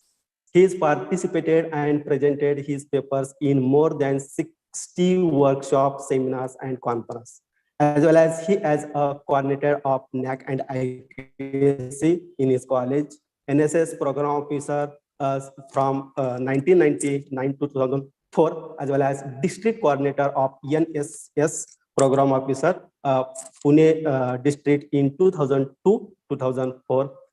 He has also in charge of examination committee, convener of disaster management cell, convener as a certificate course on disaster management, water management, GIS. He as a trustee of Bharatiya Samaj Vikas and Research Institute, head Ahmednagar since 2018. As well as he as a social worker, help for earthquake affected people at Bhuj, Gujarat in 2001, help for flood affected people at Pune in 2005. He has also participated in Pune to Pandharpur Vriksha-Dindi through the NSS program, organized Pune University to Shivaji University Kolhapur cycle rally in 2002, help for corona affected people, as well as most significant work in his life is 49 times donation of blood to the different blood banks. In his considering his work, he got the Best Teacher Award, Savitribai Phule, Pune University, Pune. I welcome again Professor Dr. More sir for today's research person of this session, and thank you very much. Thank you. Very good morning. I'm audible? Good morning, sir. Yes, sir. Okay, thank you. Firstly, I thanks to Dr. C.N. Kale and Dr. T.N. Lokhande. He is the head of Department of Geography. So I have met a good opportunity to express my thought about water management for agriculture. Here are many talented participants. Welcome, all of you. Now, let us talk about current issue, drought. We have learned since childhood till date about the basic things. Which are the basic things? These questions is asked many places. Everyone give a common answer, namely food, cloth, shelter. But a basic thing is that without which man can't survive. Means air is the main. Then water. Means air is priority number 1. Because man can't live few minutes without air, and man can't live few days without water. So basic things are air, water, food, cloth, shelter, and added to it internet, Facebook, WhatsApp, etc. It means that that list has not ended as a tale of Hanumanas. Means many problems are in front of us. Means most important is the pollution is the main problem, and air pollution, water pollution, noise pollution, soil pollution, waste pollution. Many types of pollutions are here, and we are using means over exploitation. Means Dr. Sambhaji Shinde has explained on that topic. Means and we are using means over exploitation. For example, we are using water, we are using land. In 1975, after construction of Ujni Dam in our Bhima River, and that time our farmers are taking start with sugarcane, and that time in more than 100 tons sugarcane per acre. And now a situation of that sugarcane is only 30 to 40 tons per acre. Means we are using that land again and again for only for agriculture. So that land 1975 after construction of Ujni Dam in our आवाज उशिरा येतोय का? Double येतो sir, हा उशिरा येतो आवाज. मग eco लाव चालू आहे का तुमच्याकडे? हा लावा की सर, हेडफोन लावा. नाही तुम्ही इको लावलेला आहे बहुतेक. परत मी बोलून गेल्यानंतर मला माझा आवाज येतोय म्हणून म्हटलं. हॅलो, हा येतोय का आता क्लिअर आवाज? हो येतोय सर, आता येतोय क्लिअर. Okay, thank you. होस्ट तुमचा माईक बंद करा, होस्ट तुमचा माईक बंद करत जावा. माझा माईक बंद करू? नाही तुमचं चालतंय sir, continue sir. Okay, thank you. Now I have given one example of that violence. Means our students is very short temper and they are violence because they are using TV, mobile, many various types of violences they are using. And so last week's one example I have given that student's name is the Rushikesh Chaudhary. Everyone can know. He is the very talented student in our India, means from Bihar. He has a hacker, but he is a second year student of engineering, and he has a hack of Google site. And that time he only near about only 52 seconds he made a hack of Google site, and he has a mail that's Google and sleep of because of that time night is going on. And but Americans have ते खडबडून एकदम जागे झाले, and they have taking a 12-hour meeting on that matter. त्यांना असं म्हणायचं होतं की गुगलची site hack करणारा असा इंडियन कोण आहे, आणि त्याचा त्यांनी ते बरोबर त्याला मेल केले, पण त्याने मेलचा काही रिप्लाय दिला नाही कारण तो झोपलेला होता. मला मुद्दाम सांगायचं की जर व्हायलन्स असं काही करायचंच असेल तर असं काहीतरी करा की त्या विद्यार्थ्याला त्यांनी पुढच्या म्हणजे आपल्या इंडियन गव्हर्नमेंटशी बोलून पुढच्या काही तासामध्ये त्याला पासपोर्ट पोहोचवले, व्हिसा वगैरे पोहोचवला, आणि त्याला अमेरिकेला त्यांनी निमंत्रित केलं, आणि त्याला $3.5 करोड पॅकेज इयरली दिलेलं आहे. म्हणजे याचाच अर्थ काय की ही जी टॅलेंसी आहे ही टॅलेंसी आपल्याकडे आहे, पण आपण फक्त काय करतोय की व्हॉट्सअपवर आलेला कचरा इकडून तिकडे पाठवण्यासाठी त्याचा उपयोग करतोय. तर असं काहीतरी करा की म्हणजे जर त्रास द्यायचा असेल कोणाला तर अशा पद्धतीने द्या की जेणेकरून तुम्ही किती टॅलेंटेड आहात हे समजलं पाहिजे. हे मुद्दाम विद्यार्थ्यांसाठी सांगतो. असं अनेक प्रकार घडत असतात. म्हणजे आता काय झालेले की आपण वेगवेगळ्या प्रकारच्या अनेक ऍक्टिव्हिटीज या पर्यावरणामध्ये केल्यामुळे आज या पर्यावरणाची वाट लागलेली आपल्याला माहिती. मोठ्या प्रमाणामध्ये अनेक व्हेरियंट्स येतात. Last 2 years we are suffer from कोविड-19. म्हणजे तो 2019 मध्ये आलाय, आज 2022 आहे, जवळपास 3 वर्ष होत आले. हा कोविड आज आपल्याला व्हेरियंट बदलू किती त्रास देतोय, आणि म्हणून आपल्याला असं कुठेतरी वेगवेगळ्या आभासी माध्यमांद्वारे भेटावं लागते. ही परिस्थिती आज निर्माण झालेली आहे. अशा अनेक समस्या आहेत आपल्या समोर, पण या सगळ्या समस्यांवरती जर मी बोलायला गेलो तर मग ती काय कुठलीच नीट होणार नाही. म्हणून मी फक्त बोलणार आहे ते म्हणजे वॉटर मॅनेजमेंटच्या संदर्भामध्ये. का वॉटर मॅनेजमेंटच्या संदर्भामध्ये बोलणार आहे? कारण सिन्स म्हणजे India become independence since 74-75 years we are celebrate. आता अमृत महोत्सव आपण साजरा करतोय. And but we can't provide clean drinking water to our Indians. म्हणजे असं काय झालं की जे 75 वर्षामध्ये आपण फक्त शुद्ध पाणी पिण्यासाठी त्यांना देऊ शकलेलो नाही. आणि इंडिया हा असा देश आहे की ज्या देशामध्ये जगातल्या सर्वात जास्त पाऊस पडतोय.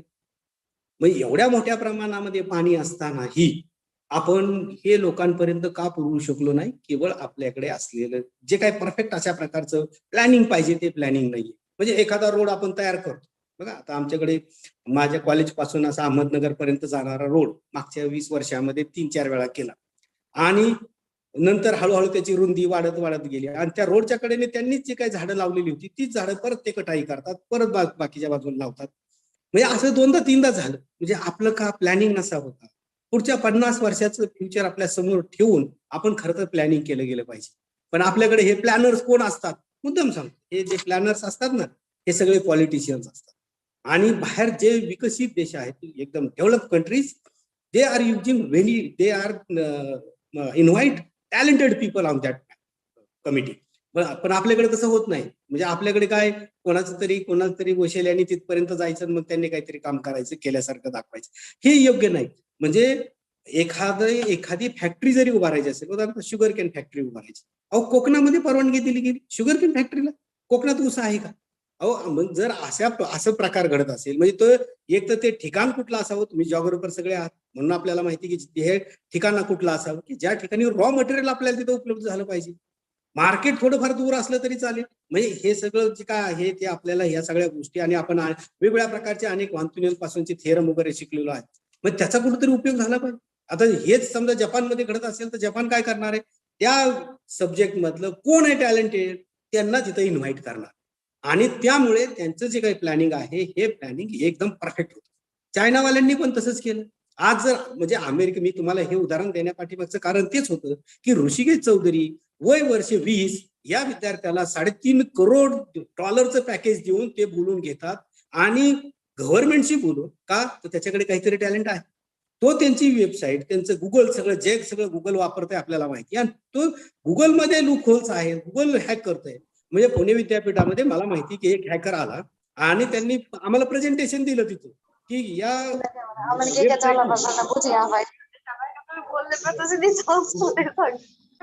बाकीच्यांना तुम्ही म्यूट करा ना मॅडम, होस्ट जे आहेत ना त्यांनी बाकीच्यांना म्यूट करा प्लीज. तर त्याने प्रेझेंटेशन दिलं आम्हाला की ही पुणे विद्यापीठाची वेबसाईट मी हॅक करतो, आणि त्यांनी सांगितलं की हे 5-6 ठिकाणाहून हॅक करतायत, दाखवून दिलं आम्हाला. मग आपल्या ऍडमिनिस्ट्रेशन वाल्यांनी काय केलं, फक्त ते लूप होल्स हे करायचा प्रयत्न केला आणि काही वेळा परीक्षेच्या वेळेस हॅक होते, कुठं काहीतरी होते. आता त्यांनी दाखवण्यापाठीमागचा उद्देश कदाचित वेगळा असेल, पण त्याचं काय मतितार्थ आम्ही कुणी लक्षातच घेतला नाही. आणि पुन्हा आता म्हणजे एवढी वेबसाईट करोड म्हणजे लाखो रुपये त्याच्यावरती खर्च होतात आणि ती वेबसाईट आपण व्यवस्थित बनवत नाही. म्हणजे ते हॅकर्स ते करतात. म्हणजे अशा पद्धतीने असे उद्योग करणारे अनेक लोक असतात हे आपल्याला माहिती आहे. बरं असू द्यात. म्हणजे 75 वर्षामध्ये आपण आपल्या इंडियन लोकांना शुद्ध पाणी पुरवू शकलेलो नाही, कारण आपलं प्लॅनिंग व्यवस्थित नाहीये.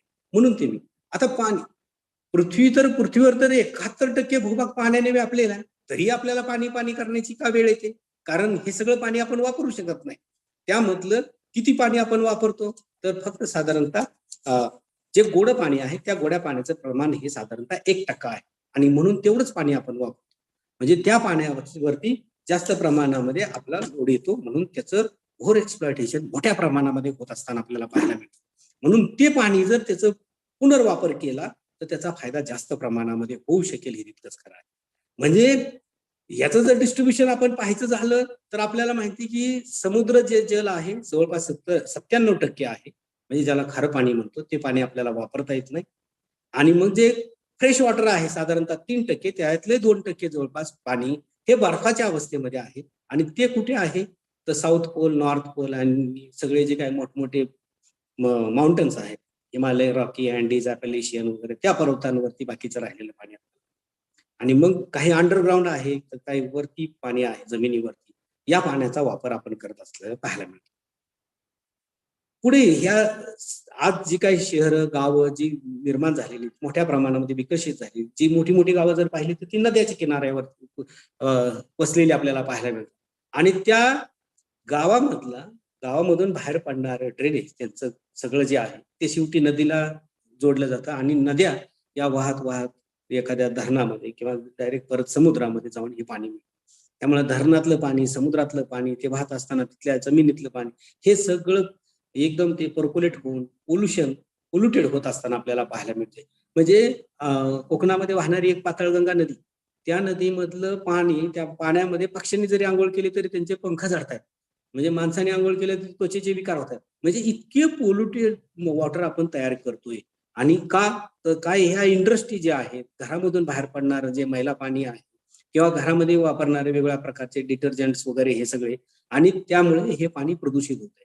मग हे पाणी शुद्ध करण्याची जबाबदारी कोणाचीच नाही का? तर इंडस्ट्रीला, प्रत्येक इंडस्ट्रीला एक पोल्युशन इंजिनियर असतो, पोल्युशन इंजिनियर, आणि त्या इंजिनियरचं सर्टिफाय ते करावं लागतं. पण हे दरवर्षी एकदम काटेकोरपणे होतं का? तर ते होत नाही, खूप कमी प्रमाणामध्ये होतं. आणि म्हणून खरं तर हे सगळे जे काही रूल्स अँड रेग्युलेशन आहेत ते आपण काटेकोरपणे खरं तर पाळले पाहिजे. मग त्याचा फायदा आपल्याला होऊ शकतो. बघा, एकनाथ महाराजांनी एकदा गंगेवरून पाणी आणलं आणि त्यांना रस्त्यामध्ये एक गाढव तडपडताना दिसली पाण्यावर. त्यांनी त्या गाढवाला पाणी पाजलं, त्याचे प्राण वाचले. आणि आता जरी एखादा गंगेवरून पाणी घेऊन आला, काय होईल? त्याला जर पाणी दिलं, तहान लागली मला द्या, अहो तो म्हणजे जिवंत राहील का नाही अशी परिस्थिती निर्माण झाली आहे. म्हणजे परवा सांगितलं की आळंदीचं पाणी कोणत्याही वारकऱ्यांनी आणि कुणीही पिऊ नये. आळंदी सारख्या ठिकाणी इतकं ते पाणी प्रदूषित आहे. म्हणजे तीर्थ म्हणून पिण्याची जी प्रथा आपल्याकडे आहे ते पाणी पिऊ नका. आता म्हणजे कुंभमेळ्यात वगैरे साधू लोक स्नान करत असताना आपल्याला माहिती की बिस्लरी वॉटर पिता येतं, पण ते तीर्थ म्हणून ते पाणी सुद्धा पित नाही. म्हणजे माणसं त्या पाणी जर घेतलं तर काय होईल सांगता येत नाही. मग आता तसं जर पाणी म्हणजे काय हो शेवटी, तर H2 म्हणजे हायड्रोजनचे 2 मॉलिक्युल ऑक्सिजनचा एकत्र आला की पाणी तयार होतं. मग का आपल्या सगळ्या प्रयोगशाळा ह्या पाण्याचे स्रोत होत नाहीत?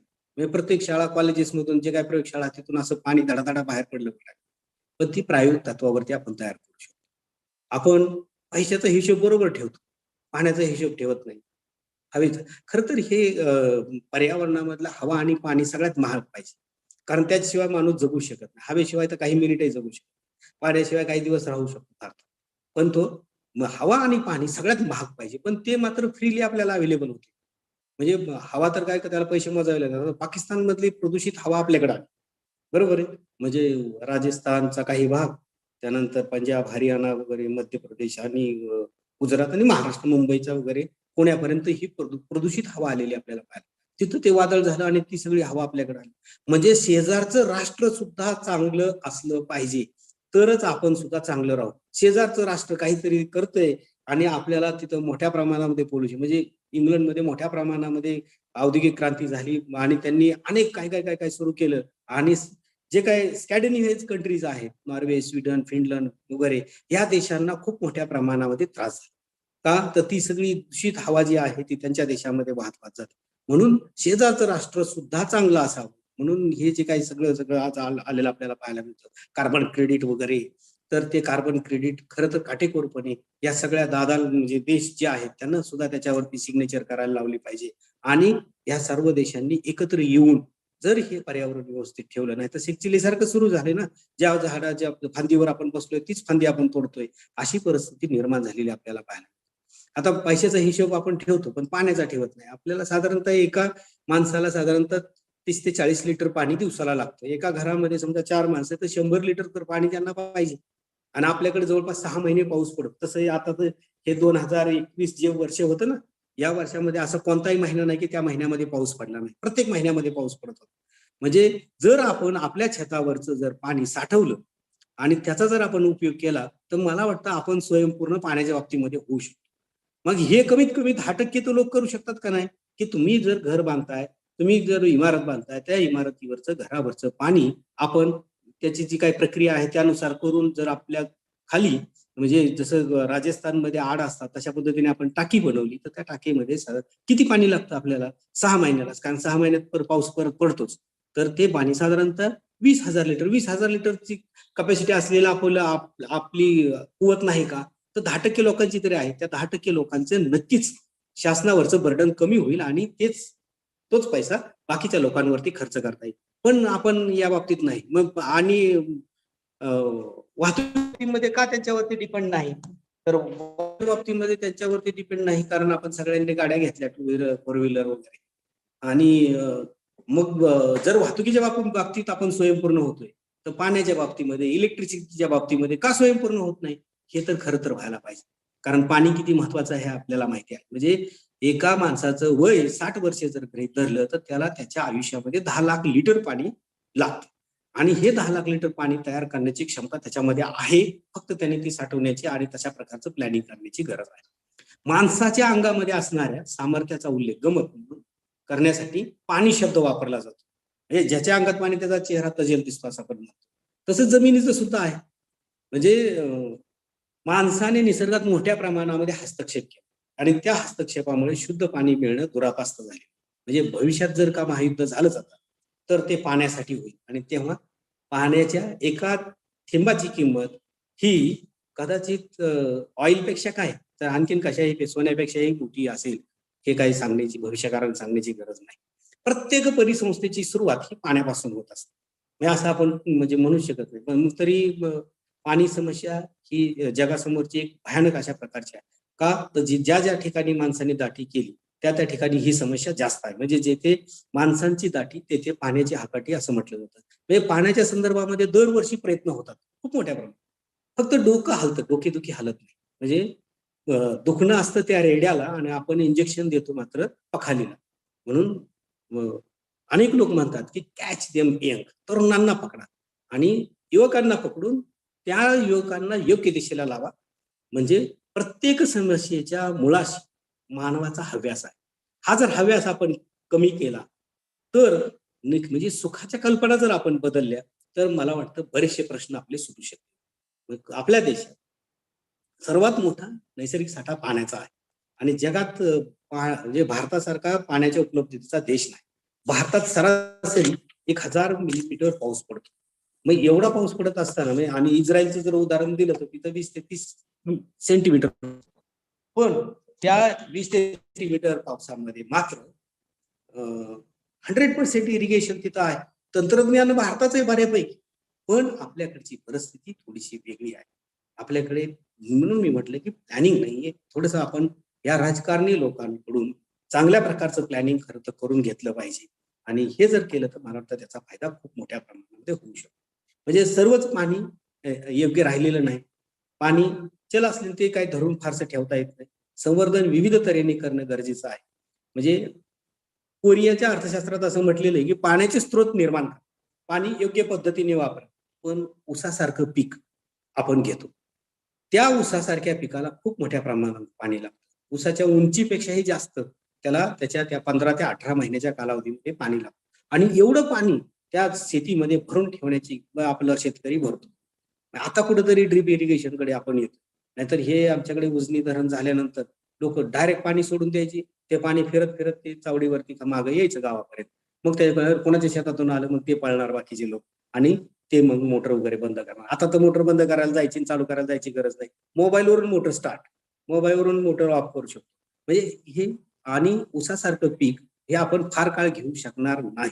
एक तर डायबिटीसच्या लोकांचं प्रमाण वाढतंय, त्या याशिवाय बीट वगैरे अशा अनेक वस्तूंपासून आता प्रॉडक्ट पासून आपण ऊस तयार करायला लागलेले, म्हणजे साखर तयार करायला लागलेले आणि त्यामुळे ऊसावरतीच डिपेंड राहणं. आणि दुसरी महत्वाची गोष्ट, जे काय आज साखर कारखाने आहे हे कोणाचे आता सहकारी किती राहिलेले आहेत आणि किती चालू आहे आपल्याला माहिती आहे आणि कोण कोण खरेदी करतंय. खूप भयानक प्रश्न आज निर्माण झालेला आहे. खाजगी कारखाना चालतो, सहकारी मात्र चालत नाही, अशी परिस्थिती आहे. आणि मग पाण्याच्या बाबतीमध्ये कुठेतरी हिवरे बाजार, कुठेतरी राळेगण सिद्धी, हे असेच काही गावं आपल्याला एक दीपस्तंभ म्हणून आपण पाहतोय. का बाकीची काही गावं नाहीत का तयार होऊ शकत नाही? त्यांनी काय केलं? अशा प्रकारचं आपल्याला आपल्या गावामध्ये करू शकेल का? आपल्या वाड्या वस्त्यावरती करता येईल का? अशी अनेक स्थिती आणि परिस्थिती आपल्याकडे असताना वेगवेगळ्या प्रकारचे वनराई पद्धतीचे बंधारे, दगडी बंधारे, पाण्याचे बंधारे, गॅबियन बंधारे, सिमेंटचे, असे अनेक प्रकारचे आपण पाणी अडवून जिरवू शकतो. त्यामुळे अण्णा हजारे एक उदाहरण देतात की एखाद्या माणसाला जर टक्कल असेल आणि त्याच्या डोक्यावरती तेलाचे 4 थेंब टाकले ते कानापर्यंत पळत यायला फार वेळ लागतो. पण ज्या जमिनीवरती गवत आहे, झाडे झुडपी आहे आणि त्या जमिनीवरती पडलेला पाऊस हा हळूहळू तिथून पाणी वाहत जातं, म्हणजे जमिनीमध्ये बरंचसं पाणी मुरतं. तसंच ज्यांच्या डोक्यावरती केस आहेत त्यांच्या डोक्यावरती तेलाची बाटली पालती केली तरी तो खाली तेल लवकर येणार. तसंच पाण्याचं सुद्धा आहे. पाणी फास्ट वाहून जातं कारण जमिनीवरती आपल्या गवत नाही. जमिनीवरती झाडे झुडपे नाहीत. आणि हे जर जास्त असतील तर त्याचा फायदा खूप मोठ्या प्रमाणात. महाराष्ट्राचा जर भौगोलिकदृष्ट्या विचार केला ना, 1504 पाणलोट क्षेत्र आहेत आपल्याकडे. मोठमोठी धरणे, विहिरी, कालवे, कूपनलिका, त्याची पाण्याची साधने आता कालबाह्य होत आहे. म्हणून मोठी धरणं, म्हणून आम्ही काय म्हणतो की CCT करायला पाहिजे, म्हणजे कंटिन्युअस कंट्रोल ट्रेंचर्स, त्याला सलग समपातळीचर म्हणतात. आणि हे जर केलं तर त्याचा फायदा खूप मोठ्या प्रमाणामध्ये होतो. कारण सॉइल लॉस जे आहे, जे आता शिंदे सरांनी उल्लेख केला, की आपल्या भारतामध्ये दर हेक्टरी प्रत्येक हेक्टर मधून 12 टन माती वाहून जाते दरवर्षी. आता ही वरची जी माती आहे की ज्याच्यावरती शेती केली जाते ती वाहून जाते. अहो, ती जर वाहून गेली आणि त्याचा परिणाम असा होतो की त्या शेतीमध्ये परत काहीच पिकत नाही. म्हणून आपल्याला ती माती अडवली पाहिजे. पाकिस्तानमध्ये आपल्याही पेक्षा हे प्रमाण जास्त आहे, कारण तशा प्रकारचं भौगोलिक परिस्थितीचं आहे. म्हणून भूजल पातळी ही जशी जशी आता खाली खाली चालली, एक तर बोरवेल घेतल्यामुळे भूजल पातळी खाली जाते. म्हणून आपल्याला एक नियम करावा लागला, 200 फुटापर्यंतच बोर घेता येईल, पण प्रत्येकाचा बोर 200 फुटापेक्षा जास्त. म्हणजे ते शेतकऱ्यांनी किंवा आपण सगळ्यांनी असं ठरवलंय का मिनिमम 200 फूट घ्यायचं. म्हणजे 200 फुटापेक्षा जास्तच आहे. म्हणजे कुणी कोणाची तक्रारही करत नाही, काही नाही. ह्याच्या बोरचं पाणी त्याच्या बोरला असंच होत असताना आपल्याला पाहायला मिळतं. म्हणजे तो शेतकरी खर्च करतो, म्हणजे त्याच्यामध्ये सबमर्सिबल वगैरे पाईपलाईन सगळं होतं. आणि 8 दिवसांनी शेजारी कुठतरी कुणीतरी बोर घेतला की ह्याच्या बोरचं पाणी त्याच्या बोरला जातं. का? जमिनीमध्ये पाणी. जमिनीमध्ये पाणी म्हणजे असं जिवंत झरा वगैरे काहीही नसतं. हेच पाणी पावसाचं पडणारं जमिनीमध्ये मुरतं आणि तेच पाणी आपल्याला वापरता येऊ शकतं. म्हणजेच काय की जे काय वॉटर सायकल आहे त्या वॉटर सायकलचाच हा परिणाम आहे. जमिनीमध्ये पाणी खूप खोलीवरती नाही, कारण जमिनीमध्ये वाढत जाणाऱ्या तापमानामुळे त्या पाण्याचं बाष्प वाफ तयार होते आणि ते पाणी आपल्याला जे पाणी आहे ते मात्र पावसाचंच पाणी मुरलेलं असतं. हे लोकांना केव्हा समजणारे माहिती नाही, पण फक्त बोर घ्यायचा ते प्रयत्न करत असतात आणि त्यामुळे अशा अनेक अडचणी येत असताना आपल्याला पाहायला. म्हणजे आज जेथे माणसाला वळण आहे तिथे पाण्याला वळण आहे. म्हणजे 1972च्या दुष्काळापेक्षाही बघा, 1972च्या दुष्काळामध्ये एकदम म्हणजे विहिरी त्यावेळेस होत्या ना 15 फूट, 20 फूट, 30 फुटापर्यंत पाणी होतं भरपूर. पण आजची अशी परिस्थिती आहे की त्याच विहिरीला पाणी नाही. मग काय 72 पेक्षा वेगळा दुष्काळ आहे का आता? नाही. मग हे का निर्माण होतं? कारण मिसमॅनेजमेंट आहे. आपण बोरवेल घेतल्यामुळे पाण्याची पातळी खाली खाली चालली आणि ही पाण्याची पातळी वाढवायची असेल तर बोरचं पुनर्भरण केलं पाहिजे, विहिरीचं पुनर्भरण केलं पाहिजे. ही कन्सेप्ट विद्यार्थ्यांपर्यंत पोहोचवली पाहिजे. तरच आपण पाण्याची मैत्री वाढवली, आपण वेगवेगळ्या ठिकाणी चांगलं काम करता येऊ शकतं, ते आपण केलं गेलं पाहिजे. म्हणून यशवंतराव चव्हाण म्हणायचे की खरी संपत्ती ही बँकेत किंवा कारखान्यात नाही तर ती शेतीमध्ये आहे आणि ती आपण आत्मसात करण्याचा प्रयत्न केला पाहिजे. नाहीतर असं म्हटलं होतं नेहमीच येतो पावसाळा, पण आता असं म्हणावं लागतं की नेहमीच येतो दुष्काळ. कारण पाऊस जरी पडला तरी तो जास्त पडलेला असतो, तिथं शेतकऱ्यांना किंवा अनेकांना त्यात भरपाई द्या अशी परिस्थिती निर्माण होते. आणि जोहान्सबर्गला जी कॉन्फरन्स झाली त्याच्यामध्ये एक मुद्दा नवीन पुढे आला, ज्या लोकांना शुद्ध पाणी पिण्यास मिळत नाही ते लोक म्हणजे दारिद्र्य रेषेच्या खाली गणले जावे. आता मग आपल्याकडे काय परिस्थिती, किती लोकांना शुद्ध पाणी प्यायला मिळते? अहो, बिस्लरी वॉटर म्हणजे शुद्ध पाणी असं काही समजायचं कारण नाही. त्यामध्ये बिझनेस आला आणि त्या बिझनेसचा परिणाम म्हणून आज आपल्याला माहिती की काय परिस्थिती होते. काळे सर, मी किती वेळ बोलायचंय? नाहीतर मुलं म्हणायचे आम्ही 10 वाजल्यापासून बसलोय आणि चाललंच आहे. Sir please talk to English. Okay, मग 5 मिनिटात संपवतो, काय अडचण नाही. म्हणजे आपल्याकडे अनेक समस्या आहेत, या समस्यांवरती काम होणं खरं तर गरजेचं आहे. पण आपण त्या समस्यांचा विचार न करता आपण वेगळ्या पद्धतीने चाललोय. आपलं जर प्लॅनिंग चांगल्या आणि परफेक्ट प्रकारचं असेल तर निश्चितच आपल्याला माहिती की आपण एक चांगल्या प्रकारचं काम करू शकतो. म्हणून पंडित जवाहरलाल नेहरू म्हणायचे, म्हणजे पंडित जवाहरलाल नेहरूंनी एका ठिकाणी लिहून ठेवलंय की या ज्या काही समस्या आज या निसर्गामध्ये निर्माण झालेल्या आहेत, या समस्याला सर्वस्वी जबाबदार आपण आहोत. आपण म्हणजे मानव आहोत. का मानव आहोत? कारण मानवाने त्याच्या हव्यासापोटी हे सगळ्या समस्या निर्माण केलेल्या आहेत. म्हणजे ते त्यांनी डिस्कव्हरी ऑफ इंडियामध्ये असं लिहून ठेवलंय की जर बाकीच्या प्राण्यांना बोलता येत असतं तर ते मानवाविषयी चांगलं बोलले असते का? डेफिनेटली त्यांनी सांगितलं अजिबात कोणताही एकही प्राणी, तुम्ही कितीही कुत्र्याला लळा लावा, मांजराला लावा किंवा बैला गाईला लावा, बाकीच्या प्राण्यांना लावा, तरीही ते आपल्याविषयी चांगलं बोलले नसते. कारण जर यू कॅन इमॅजिन की आपण या पृथ्वीतलावरती फक्त मानव नाही आणि बाकी सगळे सजीव आहेत, काय होईल? ते इतके आनंदात राहतील.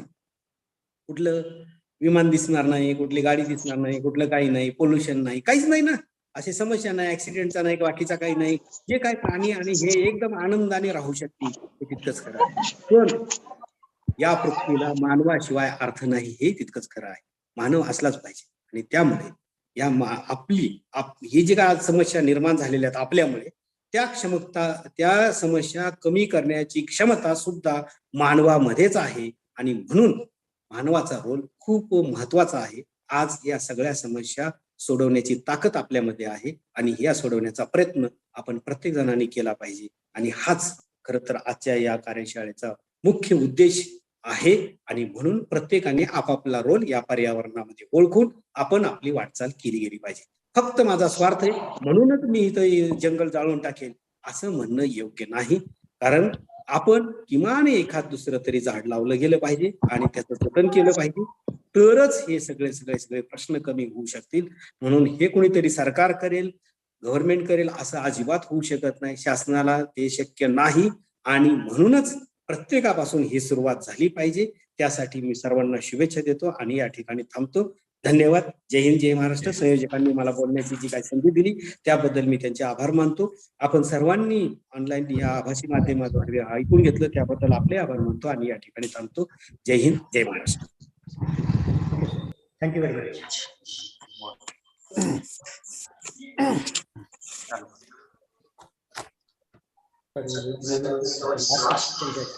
Presidential address. The president of today's seminar is Honorable Principal Dr. DJ Saunke Sahib. Can't attend this seminar because of some reasons. So I request to Dr. Zardal MM sir to express presidential speech and his views on this seminar. Thank you, Marika. First of all, I'm sorry that our principal is, as he is engaged in another work. On behalf of our principal, I am here to express the presidential remarks. Sir, since the morning we have discussed so many issues regarding the conservation and management of the resources, natural resources, whether it may be renewable or non-renewable resources. Saptarshi sir has expressed that if we have to preserve these or conserve these resources, we have to follow Gandhian philosophy. And another resource person, Shinta sir, also had explained so many examples how the soil is depleted and how to conserve and manage the soil resource. Then our third resource person, Dr. Morris has explained about the groundwater management or how to conserve and management the groundwater resources, etc. Sir, generally it is said that Dr. Kothari Commission says that the nation of our the future of our nation is being built in the classroom. So whatever the situation is there at present now, sir, but we can change the situation. But when and then, when we consider today's students are the citizens of our future, and if we inculcate such issues in the minds of the students from the beginning, then it is, I think, possible, because at primary level, the brain of the students is very receptive. It captures more and more knowledge very rapidly, very speedily. So generally, it is said that as the brain is receptive, we can inculcate so many thoughts and so many ideas in the minds of the students, and keeping in the mind, the curriculum is also prepared for that level. So while preparing curriculum, sir, generally there are 10 core elements which are considered while preparing the syllabus, but one of the core elements is environmental awareness. Sir, this environmental awareness practice is being practiced at primary level, but one thing we should notice that it is how much rigorously it should be practiced, but it is not practiced so much rigorously at primary level. And if we think of graduation level, there is another subject, environmental study subject is there at graduation level. But sir, again, one thing I noticed that it has become a mere subject, not the practical subject. So such should not be the situation. So we can change the situation, sir. We can make the future of our nation to preserve or conserve the resources. But how? So I think generally it is said that charity begins at home. In the same sense, we can say that the conservation and management of the resources should begin from the home. If it is done rigorously from the home, then every child will be aware of the resources and how these resources are degraded and how they should be conserved and managed. So in this regard, I would like to remember one educationist, American educationist, John Dewey. His educational philosophy, he says, learning by doing is very essential. Whenever the students are going to learn the environmental subject or issue, there should be some practical approach or attachment to the subject so that the students should understand the fact regarding the resources. Another one thing is in our Indian culture, sir, there are so many functions, so many we can say festivals which are related to our environment. So through that also we can bring awareness among the students. And I think, sir, if it is done so, then I think the students of today's students, they will become the future of our nation. They will really conserve and manage the resources. And such type of practice should be done very rigorously. Sir, I thank on behalf of our Shiksha Samstha, Karmir Gaurav Patil Mahavidyalaya Pundarpur and Punyaslo Bhairaji Gopal Solapur, University Solapur, for giving the keynote address, Dr. Praveen Saptarshi sir, and the resource person, Professor Dr. Sambhaji Shinde sir, for delivering the lecture on conservation and management of water resources, and another resource person, Dr. Jyotiram More sir, who has delivered the lecture on conservation and management of groundwater resources. Once again, I thank all the resource person, Keynote Address sir, the delegates who have joined from various colleges and from teaching fraternity, the research scholars, the students. Thank you once again. With this, I conclude my presidential speech. Thank you, sir.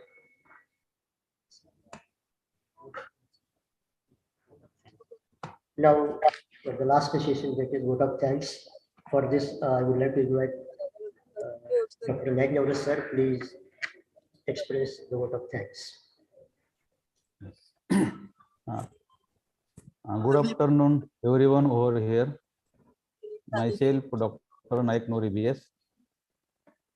Karmir Gaurav Patil Mahavidyalaya Pundarpur organized national webinar on conservation and management of natural resources. I gives me an immense pleasure to deliver the vote of thanks for the event to all dignitaries assembled here. I would like to thank you to Professor Dr. Praveen Saptarshi sir for best keynote address. He nicely covered all important facts of conservation and management of natural resources in his valuable keynote address. Also, I would like to thank you first resource person, Professor Dr. Sambhaji Shinde sir. He delivered a knowledgeable lecture on conservation and management of soil resources, which is really helpful to understanding the natural resources to all students. I would like to thank you to Dr. Jyotiram More sir, who also delivered a best lecture as a resource person. His all lectures are highly informative on conservation and management of water resources. Also, I would like to thank you to Dr. Jadal sir, who delivered a nicely presidential speech. A speech thanks to Principal Dr. D.J. Salunke sir for providing the support to make the national webinar successful. I extend my gratitude to Professor Dr. T.N. Lokhande sir Head Department of Geography, for organizing a national webinar which has attached participants from a college in the state. I must not forget to thank the organizing team, Valuentries, Dr. Kali sir, and beside other all my colleagues of Department of Geography for working hard from the last few days to make this national webinar successful. Last but not least, I would like to great thanks to all students for their active participants which become successful national webinar. Thank you everyone once again for making it a great national webinar. As permission of Head Department of Geography, now I am announcing that national webinar is completed. Thank you. Thank you, sir. Saptarishi sir नमस्कार. हा सप्तर्षी sir नमस्कार. छान छान, आम्हाला मदत केल्याबद्दल आभार आहे. सप्तर्षी सर नमस्कार. सप्तर्षी सर, शिंदे सर, मोरे सर नमस्कार. नमस्कार, खूप छान. नमस्कार नमस्कार. मी म्यूटेड होतो. छान बोलला. संभाजीराव आहेत का? गेले संभाजीराव मोरे सर. हा ठीक आहे ठीक आहे. हा मीच एकटा रिकाम टेकडे शेवटपर्यंत थांबतो. नाही तसं नाही. तुमचं गायडन्स व्हॅल्युएबल आहे सर. आणि तुम्ही असणं म्हणजे आम्हाला नैतिक पाठिंबा आहे सर. नक्की नक्की. तुमची आम्हाला गरज वाटते आणि तुमच्याबद्दल खूप खूप आदर आहे आणि तुम्ही आमच्या पाठीशी असता त्यामुळे आधार वाटतो सर. हा थँक्यू बरं का sir. Okay okay. Thank you thank you. Thank you sir. Okay sir. Okay okay okay. Bye bye. Sir, may I now close the end of the meeting, sir, please? Yes yes. Thank you. Okay, thank you. Okay okay.